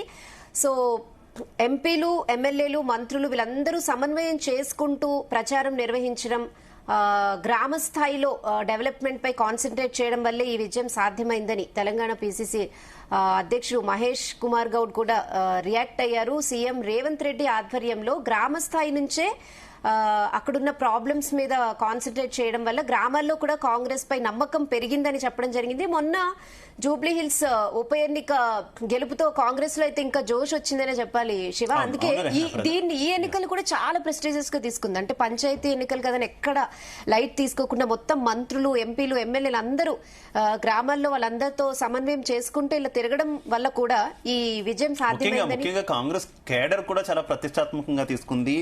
ఆయా నియోజకవర్గాలను ముఖ్యంగా గ్రామాల్లో తమ పట్టు నిలుపుకునేందుకు ప్రతి కాంగ్రెస్ కార్యకర్త కూడా కష్టపడినటువంటి పరిస్థితి. ఇంకా బీఆర్ఎస్ కూడా దాదాపుగా 750కు పైగా స్థానాలు పొందినప్పటికీ కూడా ఒక టఫ్ ఫైట్ అనేది మాత్రం ఇచ్చేటటువంటి ప్రయత్నం అయితే గ్రామాల్లో చేసిందని చెప్పుకోవచ్చు. అఫ్ కోర్స్ స్థానిక సంస్థల ఎన్నికలు అనేసరికి దాదాపుగా ప్రభుత్వం వైపే ఎక్కువగా ప్రజానికి మొగ్గు చూపే అవకాశం ఉంటుంది. ఎందుకంటే ప్రభుత్వం ఇంకా కంటిన్యూ అవుతుంది కాబట్టి, అభివృద్ధి కోరుకుంటారు కాబట్టి ప్రజలు, కాబట్టి ఖచ్చితంగా కూడా కొంత ఎడ్జ్ అనేది అధికార పార్టీకి ఎప్పుడు ఉంటుంది. ఒకసారి మనం నిజామాబాద్ నియోజకవర్గానికి అయితే వెళ్ళేటటువంటి ప్రయత్నం చేద్దాం. దీనికి సంబంధించి మరింత ఇన్ఫర్మేషన్ మా కరెస్పాండెంట్ సాయిలు అందిస్తారు. సాయిలు, నిజామాబాద్ నియోజకవర్గం వ్యాప్తంగా కూడా సిచ్యువేషన్ ఏ రకంగా ఉంది? అక్కడ కూడా కాంగ్రెస్ హవానే కంటిన్యూ అయిన సిచ్యువేషన్ ఉందా? ఎస్ శివ, ఉమ్మడి నిజామాబాద్ జిల్లా వ్యాప్తంగా మొత్తానికి 1077 మనకు గ్రామ పంచాయతీలు ఉన్నాయి. ప్రధానంగా ఈ ఏదైతే 351 పంచాయతీలకు మొత్తానికి ఫస్ట్ విడత ఎన్నికలు జరగాల్సింది అయితే ఈ రోజు జరిగాయి.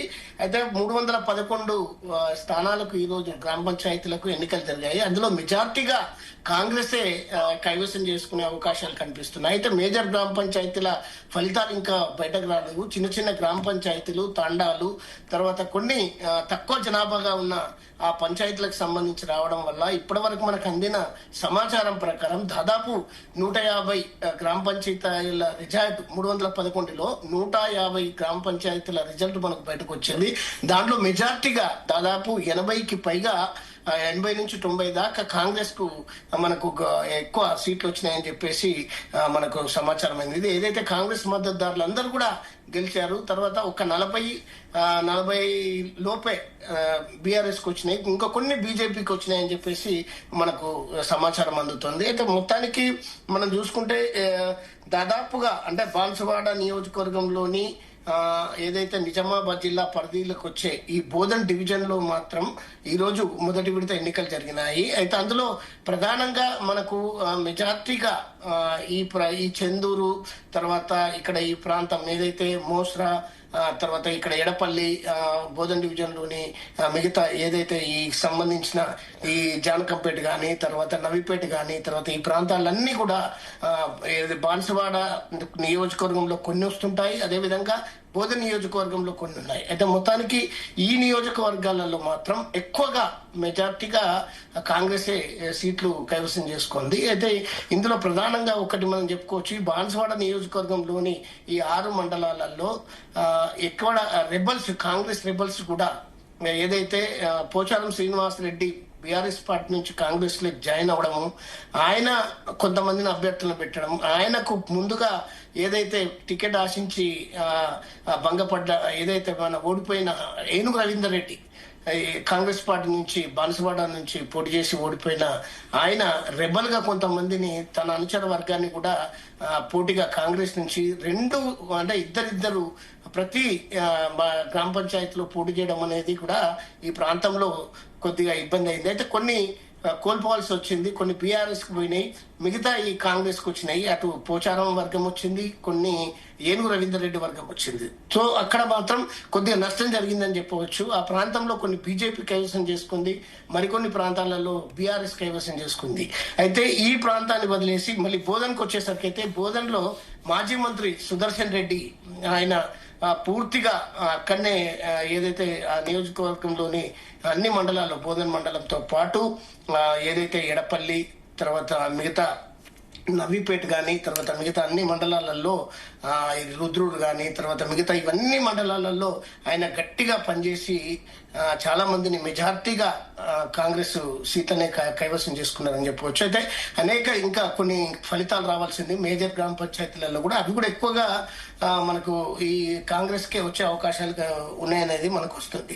అయితే ఇక కామారెడ్డి విషయానికి వస్తే, కామారెడ్డిలో కూడా కామారెడ్డి జిల్లా విషయానికి వస్తే మొత్తానికి కామారెడ్డి 10 మండలాలలో ఈరోజు మనకు పోలింగ్ జరిగింది. ఆ 10 మండలాలకు సంబంధించి దాదాపు మనకు ఒక 150 స్థానాలకు అక్కడ పోలింగ్ జరిగింది. ఆ 150 స్థానాలలో కూడా దాదాపు ఇప్పటి వరకు ఒక 80 నుంచి 90 ఫలితాలు మనకు బయటకు వచ్చినాయి. అందులో కూడా మెజార్టీ కాంగ్రెస్ కైవసం చేసుకుంది. అయితే కొన్ని బీఆర్ఎస్ కు సంబంధించిన కొన్ని స్థానాలు కొన్ని అక్కడికి పోయినాయని చెప్పేసి చెప్తున్నారు. అయితే ఓవరాల్ గా చూస్తుంటే అంటే మనకు ఉదయం 7 గంటల నుంచి ప్రారంభమైన పోలింగ్ 1 గంట వరకు పూర్తిగా మనకు 78.9% వరకు మనకు పోలింగ్ జరిగింది. అదేవిధంగా కామారెడ్డిలో కానీ నిజామాబాద్ లో కానీ మధ్యాహ్నం 11 గంటల వరకే మనకు ఎక్కువగా 50% పైగా అయింది.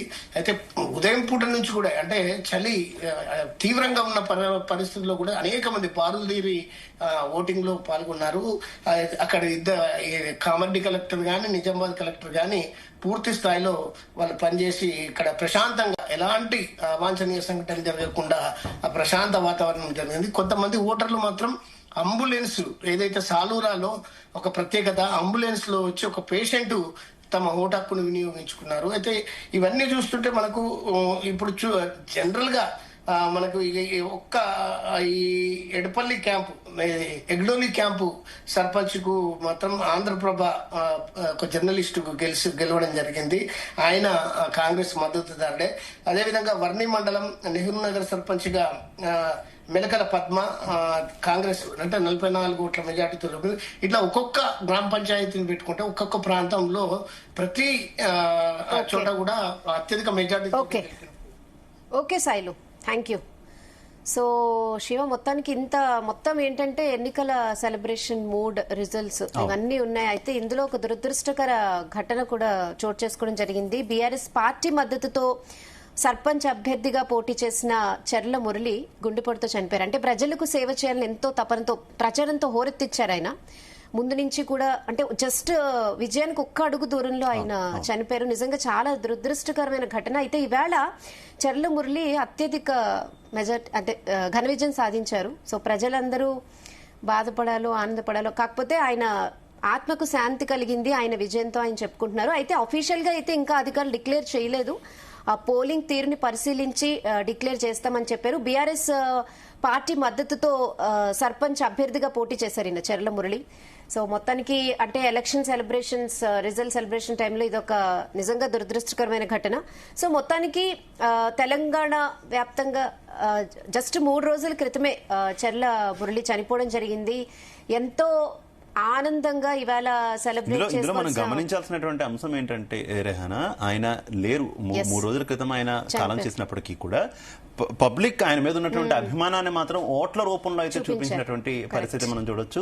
ఖచ్చితంగా కూడా ఆయన లేకపోయినా కూడా తమ మద్దతు ఆయనకు ఉందంటూ కూడా ప్రజలంతా కూడా ఆయన మీద తమకున్నటువంటి అభిమానాన్ని అయితే చూపించారు. నిజంగా ఆయన ఎక్కడున్నా కూడా సంతోషిస్తారు. పబ్లిక్ ఏ రకంగా అయితే చెప్తున్నారో ఆత్మకు శాంతి చేకూరుతుందని డెఫినెట్ గా ఆ రకంగా కూడా ఎక్కడున్న ఆయన ఆనందించేటటువంటి పరిణామం అయితే మనం చెప్పుకోవచ్చు. ఓవరాల్ గా ఒక్కసారి ఇప్పటిదాకా వచ్చినటువంటి రిజల్ట్స్ అయితే మనం చూసుకుంటే కనుక కాంగ్రెస్ పార్టీ మద్దతుదారులు 1630కు పైగా స్థానాల్లో, ఇక బీఆర్ఎస్ పార్టీకి సంబంధించినటువంటి మద్దతుదారులు 790కు పైగా స్థానాల్లో, ఇటు భారతీయ జనతా పార్టీకి సంబంధించినటువంటి మద్దతుదారులు 139కు పైగా స్థానాల్లో, ఇక ఇండిపెండెంట్లు 360కు పైగా స్థానాల్లో అయితే ఇప్పటివరకు గెలిచినటువంటి పరిస్థితి. ఇంకా ఫలితాలు కొన్నింటికి సంబంధించి ముఖ్యంగా మేజర్ పంచాయతీలకు సంబంధించినటువంటి ఫలితాలు అయితే రావాలి. వాటిలో కూడా దాదాపుగా కాంగ్రెస్ పార్టీ గెలిచే అవకాశం ఉందనేటటువంటి విశ్లేషణలు అయితే వినిపిస్తున్నటువంటి పరిస్థితి.